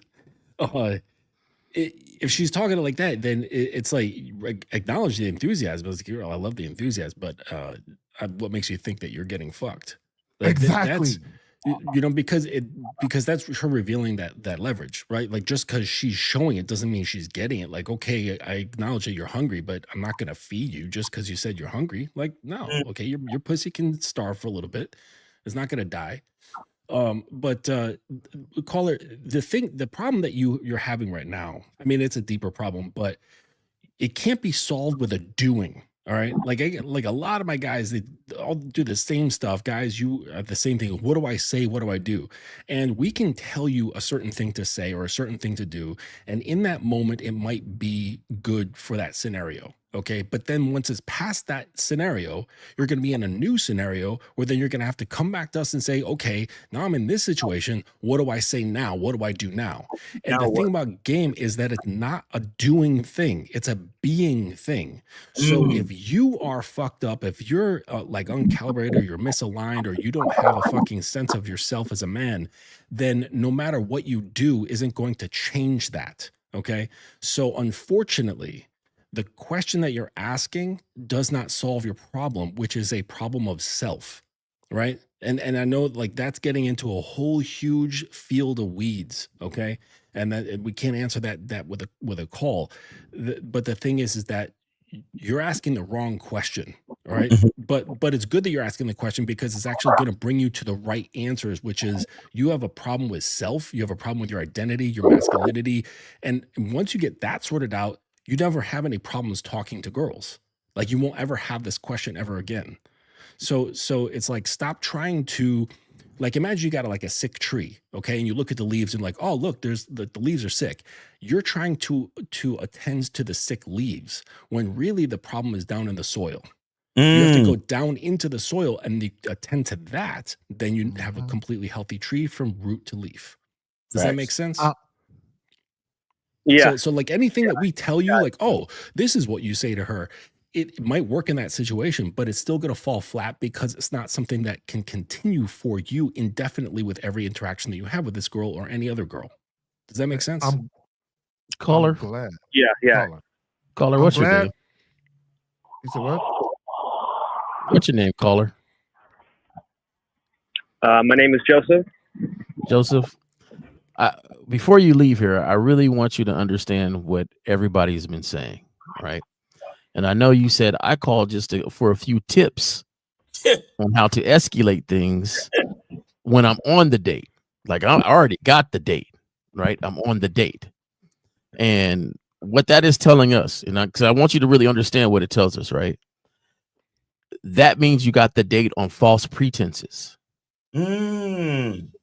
Because if you're sitting across from her on a date, there should already be some flirtatiousness that established it. And that's why she's sitting there on the date. Right? So some of the stuff you're asking should have been done prior to the date. Thank you. That's what I'll be talking about. Go ahead. It should have been done during the communication and talking to her. The flirtatiousness, the desire to where she's looking and says, I want to see you again. Now, to help on that, there's no magic word we can say because I say it differently than Miles and Justin and Zach. We all say things differently. Steve the Dean might have a different approach. 1950 might have a different. Lucario might have a different approach, but it works for us. So the thing is, we don't know exactly how you move. Right? Like we don't know what things you're into. Do you go to museums? Do you go to coffee shops? Do you like where is the scene at when you're meeting these women? What's going on? The mental, what are you thinking about? How much together are you? And so that's where we encourage, hey, you might get some coaching. So somebody can get to really know you to say, this is what would be best for you if you say it in your way. And at the same time, you learn how to be you where you won't have to call and say, what do I say on this date to escalate it? Because you would already know I move with escalation. When I met her, I said this to her and I made her know what I was looking forward to doing. Do you kind of understand what I'm saying? Yeah, it makes Caller, right. Well, it's a lot to digest, but it makes a lot of caller. See, a lot. What's really happening, your whole, when you called in, everything about it is disingenuous, right? And I'm gonna tell you why. Because what you're really asking is, how can I verbalize my desire to have sex where it's more of a guarantee that it will happen than not happen? Right. That's what you really want to know. That's right? it. That's what you really want to know. You really and you gave yourself away when I said if the woman said fuck the date, we can just get the fucking. You're like shit, let's go, right? So what you really want to know is how to have sex, right? So the first thing, and Justin, you hit the nail on the head earlier. You alluded to the fact that once you're rooted in your identity and you know who you are as a man, the byproduct of that is women will notice that they will see the value. The women who are meant to see the value will see the value. Not every woman you encounter will see or appreciate it, right? Those are the women you shouldn't be dealing with. But this is what guys don't understand. Once you actually know who you are, you love who you are, and you celebrate who you are, and you showcase who you are when you meet women, the byproduct of that is you're going to encounter women who are feeling you. And those are the women that you deal with. Y'all got it. Well, I gotta bounce real quick, but I just want to say, caller, that the date is not the time. It's not like I hear your thinking like, okay, I set the thing up and then like on my online profile or you talk to her and then you set up the date, you get on the date, and you're like, okay, now I'm in the date. Now's the time to escalate. In your terms, because I don't use that POA nonsense. If you like, escalation should start with the moment that you connect, whether it's in person and you're saying hello, or you connect on the dating app or social media, wherever you're connecting with the girl. That so-called escalation happens right then and there, right? Because she's entering your world. That's where like you don't like do sex, you don't do flirtation. It's like you are sex. Like that's you embody it. Like, right. It's something that just exudes from you, right? Like that. It's like an energy field that she's coming into. It's nothing that you're performing. It's nothing you're like switching on or taking out of your pocket and like, okay, let's do this. You know, which card do I play in my Pokemon deck? It's nothing like that. It's just something that you embody, and you can't embody it if you're coming from a position of self-rejection, which I almost guarantee that you are. So like you've got like a root basis in this that extends long into your past. So you can't really like, my point is that you can't like learn tactics. You can't like go on YouTube, even though you probably already have, and like look up like how to flirt with girls, how to escalate, how to do this, how to do that, because it's not a matter of doing it. Like none of this shit is a matter of doing, right? It's like I can teach someone fucking like all the music that Mozart wrote, okay? But it's not gonna fucking turn you into Mozart. You see what I'm saying? Like if you play his songs, you're not gonna be Mozart. Like it's just not gonna happen. So you're not gonna. There's no tips or tricks or tactics or anything like that. Because when you get this shit sorted out from like a root, like fundamental foundational level of like who you are, which is your problem, not what you're saying, all of that stuff gets sorted out. And then the most benign things that come out of your mouth can be sexual. You can just tell her that you like her outfit, and that has more sexual charge than having the most flirtatious comment, right? Because of the way she views, because it's right, because it's who is saying it, not what is said or how it's said. It's who has said it.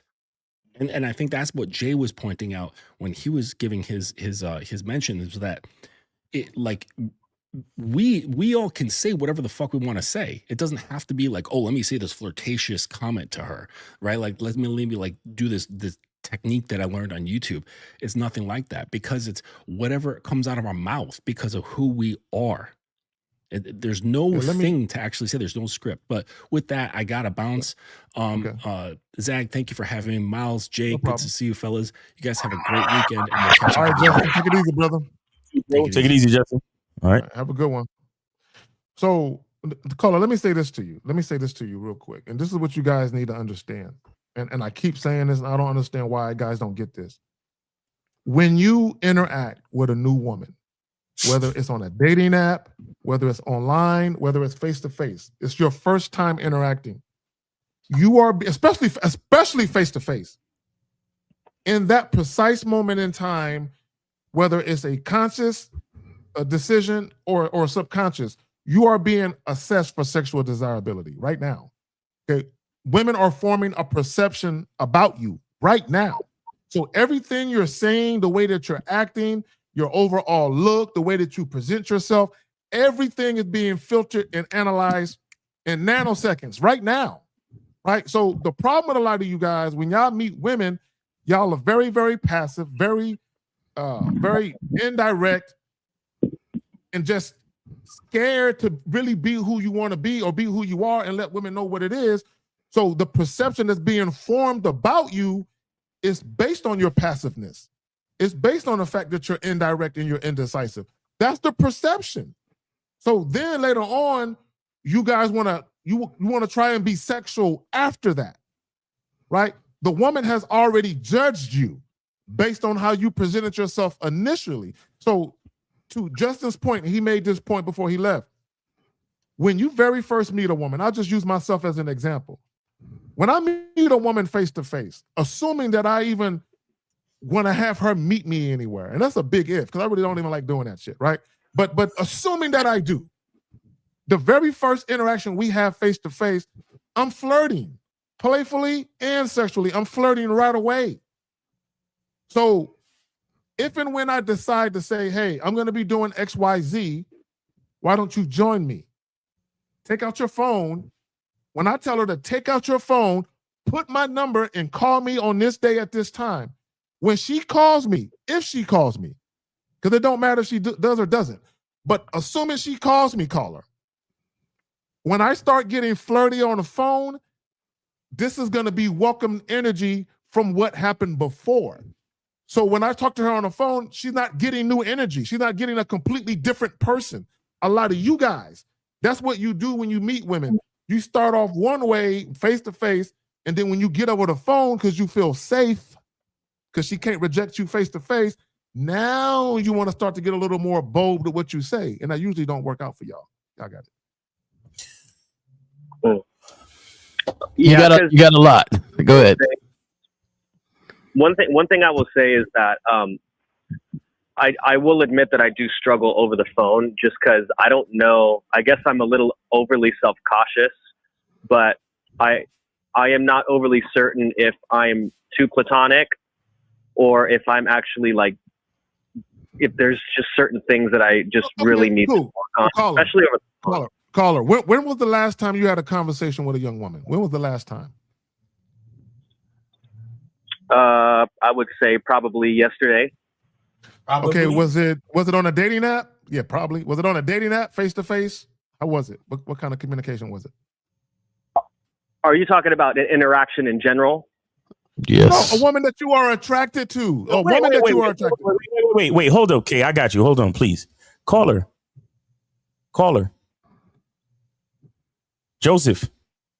Yes. Do you hear yourself and how you have to put a disclaimer before every fucking statement? Yes, I do. You sound as if you're afraid of your own fucking life, bro. Like your issues are way deeper than trying to fuck a girl, man. But you got it, K. No, bro, when I say the last time you talked to a woman, of course I'm implying a woman you were attracted to that you tried to get at. When was the last time you interacted with a woman you were sexually attracted to? When? And what happened?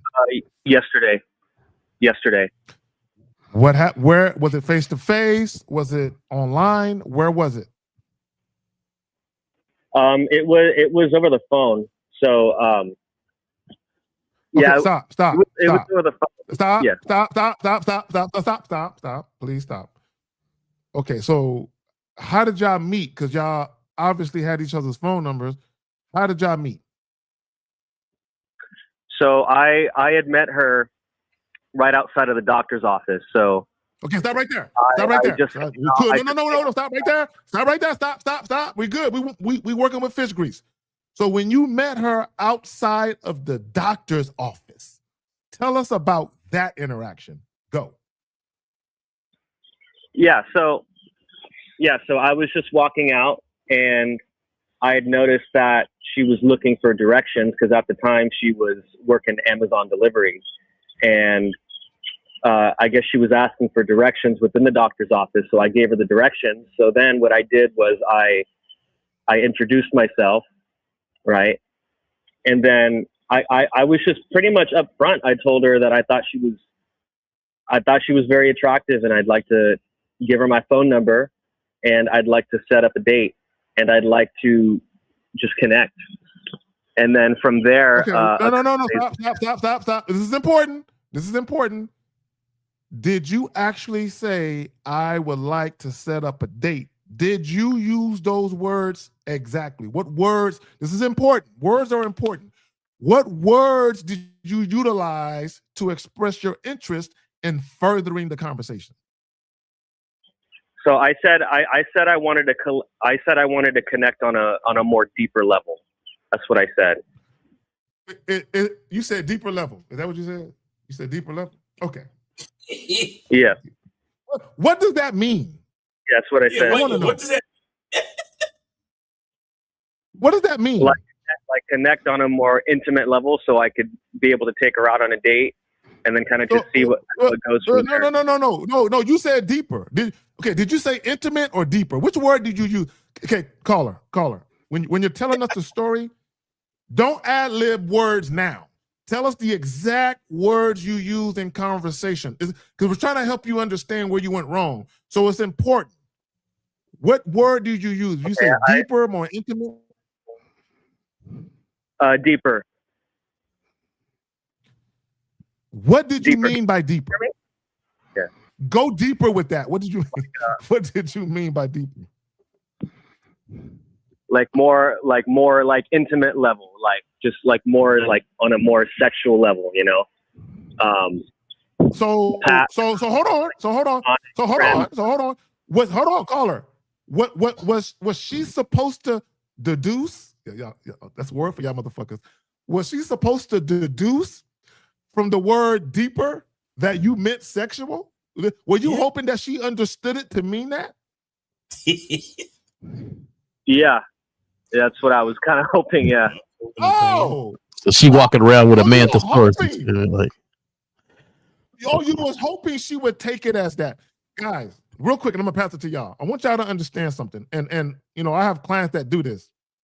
Y'all say shit to women, right? And you say indirect shit, right? And you say shit that you believe is like a sexual innuendo, that it has a double meaning or something, right? You, in your own mind, it has all these different meanings. In her mind, when you say deeper, she's thinking intellectual. She's like, I don't know, he wants to talk about Socrates, you know, Plato. I mean, what does nigga want to talk about? You know what I'm saying? So when you say deeper, that can be interpreted in so many different ways. Y'all got it. Hey, caller, I think, you know, like the fact that you're able to speak up to them and, you know, communicate and, you know, talk to the ladies. That's, some guys can't even do that. But, you know, I really believe you need to get some counseling on moving forward from here. Because if you're able to say deeper and you know what you mean, then when you're on that date, you should be able to say, hey, this is what I mean by deep. Are you down with that? But you called and said, how do I go from platonic to them meaning what I want them to know? And it's because of what you're saying, right? And how you're saying it and your approach to it. So I think you need to get with one of these gentlemen here. You know, there's a lot of stuff being thrown at you, and right now, you know, get one of these coaches, get one of these guys, and then go from there. Do you understand what I'm saying? Because, you know, there's no magic. There's like Justin was saying, there's no magic line. I could tell you, you know,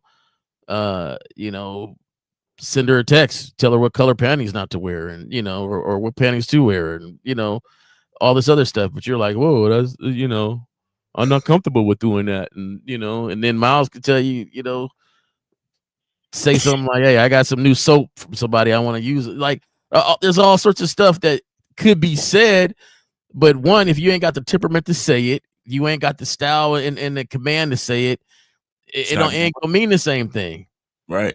You know, you got to know how and what you want to say and look in her eyes and with that look like, yeah, I said it, you know, so you just, I think you need some help with that, but I don't think you're too far off to understand the help that you need, because some guys aren't even talking to women talking about they want to go to have sex with them. So, but you're like, hey, I told her, hey, let's get together. I want to go something deeper. So you know what you want. Just it's time to say it.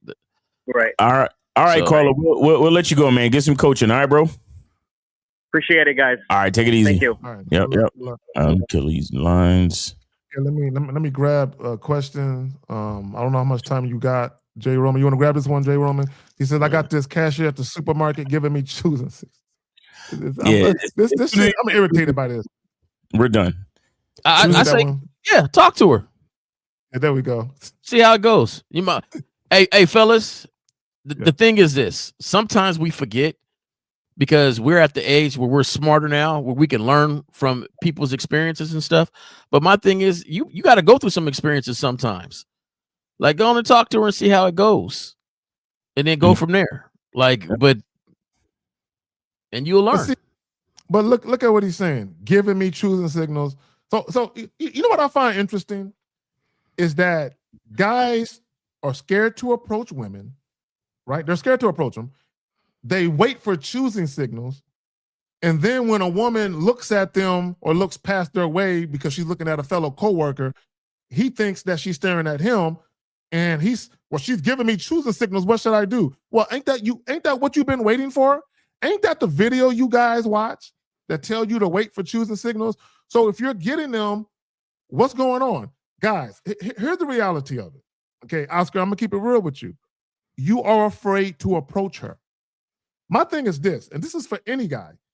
If you see a woman and you like the way that she looks, she is someone you can see yourself fucking, and you're a little curious about that. Go talk to her. Why not go talk to her? Why are you waiting for her to look at you and smile? And that's what you're doing. And I want guys to understand, for all you choosing signal guys, do you understand that in order for you to quote unquote wait for a choosing signal, you have to actually stare at the women you want and hope that they stare back at you long enough for you to see? Right. So they see you staring. They know that you're staring. Guys, newsflash. Women can tell that you're always looking at them when you're walking from aisle to aisle looking at them. They can tell that you're doing that. You look creepy doing that shit. Just go up and talk. I'm bad. Y'all got it. Yeah.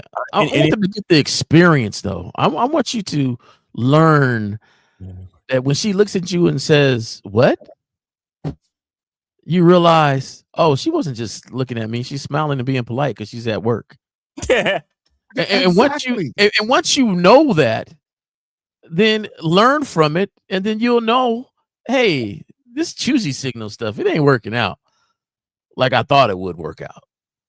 Because there's a lot of people that smile at me when they're at work and say, hey, how you doing?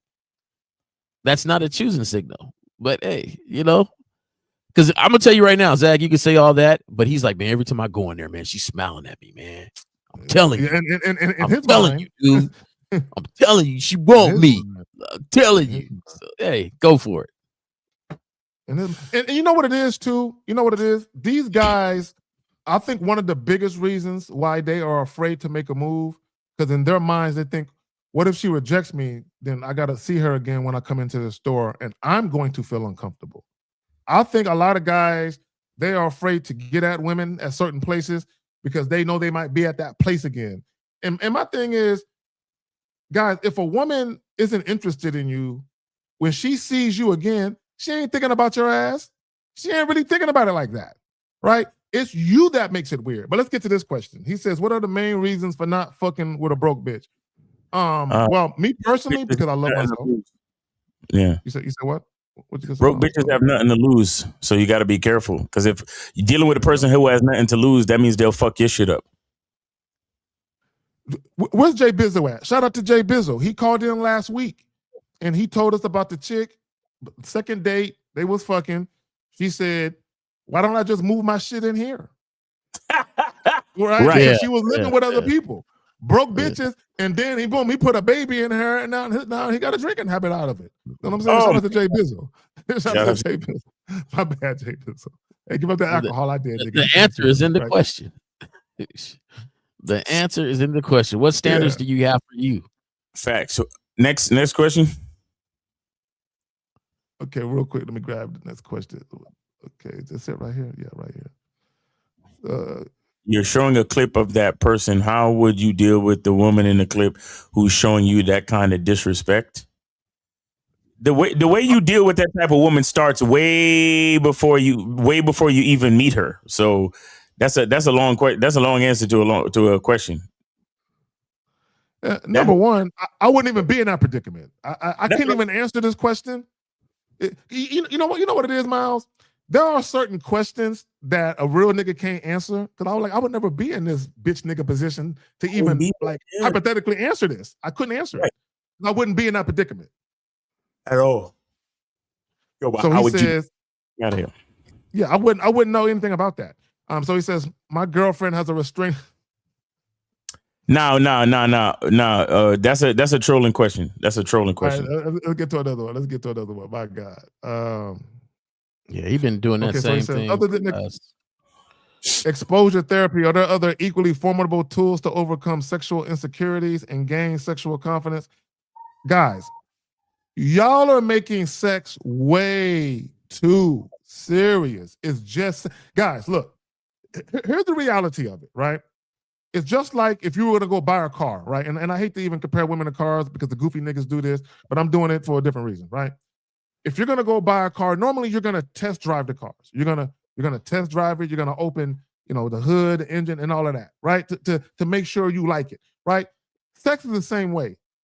Just because you have sex with a woman, she might like you, but you might not like her sexually. Y'all know how many times I had sex with chicks that like my shit, but I ain't like their shit, right? And I'm like, I ain't want to fuck her no more, but she still wanted to fuck me. Oh, thank you. I'm moving on. Guys, sexual compatibility is a real thing. So instead of being concerned about whether or not you can satisfy a woman sexually, be more concerned as to whether or not she can satisfy you sexually. Facts. Yeah, I got it.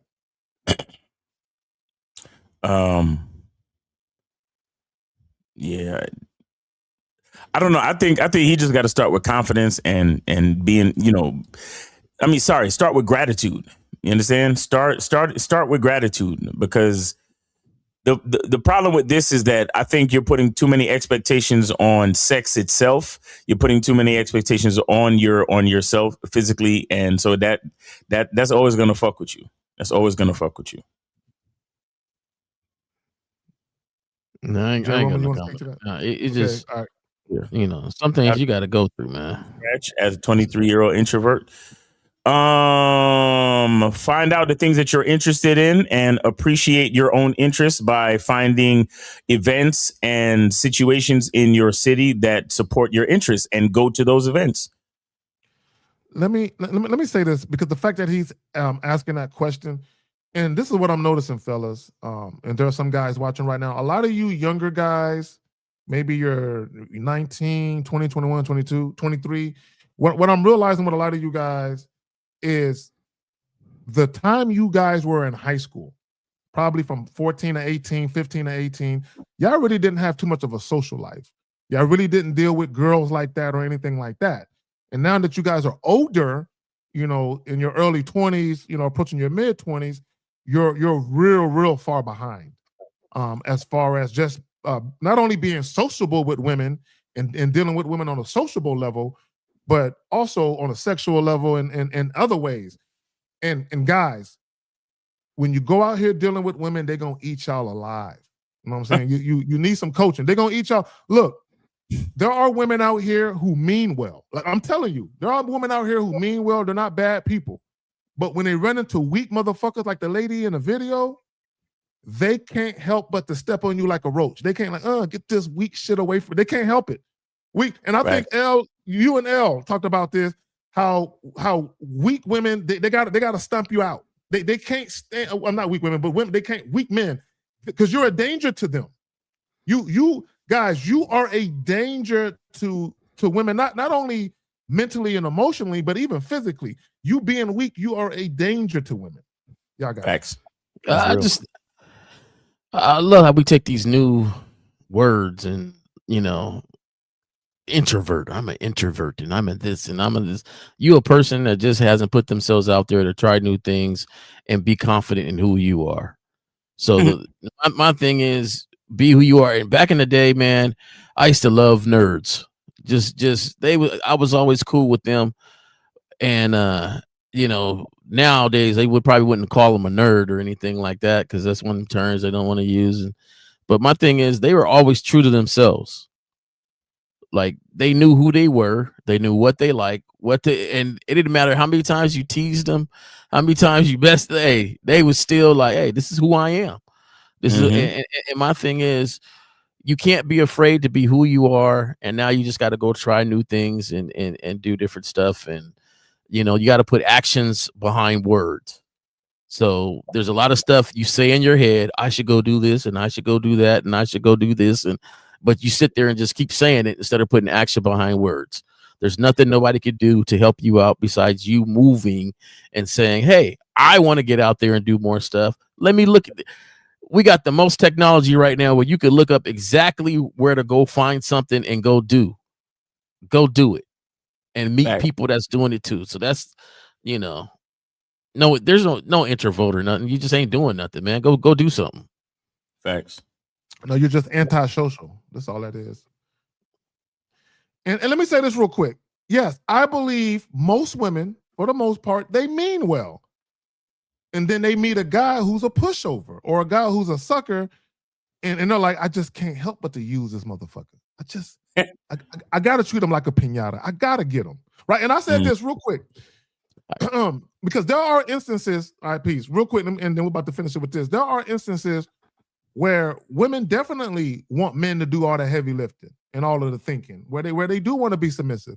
But there are other times where being in control is kind of fun to them, right? But they're being in control, telling the motherfucker what to do, seeing a man grovel behind them, that shit is kind of fun to women sometimes, right? So my suggestion to you guys is don't be a woman's plaything. Don't be that, right? And on that note, man, guys, Miles, salute to you for coming through. Shout out to Mr. Justin. Shout out to Jay Roman. Yes, sir. Yes, sir. Where can they see you at, my brother? Guys, once again, check me out at Cunningham Elements, and also check me out on YouTube at Miles in the Game, at Miles in the Game. Also on Instagram at Miles in the Game, at Miles in the Game. So, and make sure you check us out tomorrow, 12 noon. Real Game, No Theory. Shout out to Mr. 1950. Shout out to Steve Dean, Lucario, K-Zag, and myself. We'll be there tomorrow, 12 noon Eastern time. So make sure y'all check us out. There we go. And real quick, to the guy that asked the question, guys, talking to anybody, it doesn't have to be a woman. Talking to anybody, talking to people, being sociable improves your communication. But when it comes to women, yes. Why wouldn't, guys? The only way to improve your communication is to do what? Communicate. On that note, we out. Real Game, No Theory tomorrow, 11 o'clock Central, 12 o'clock now.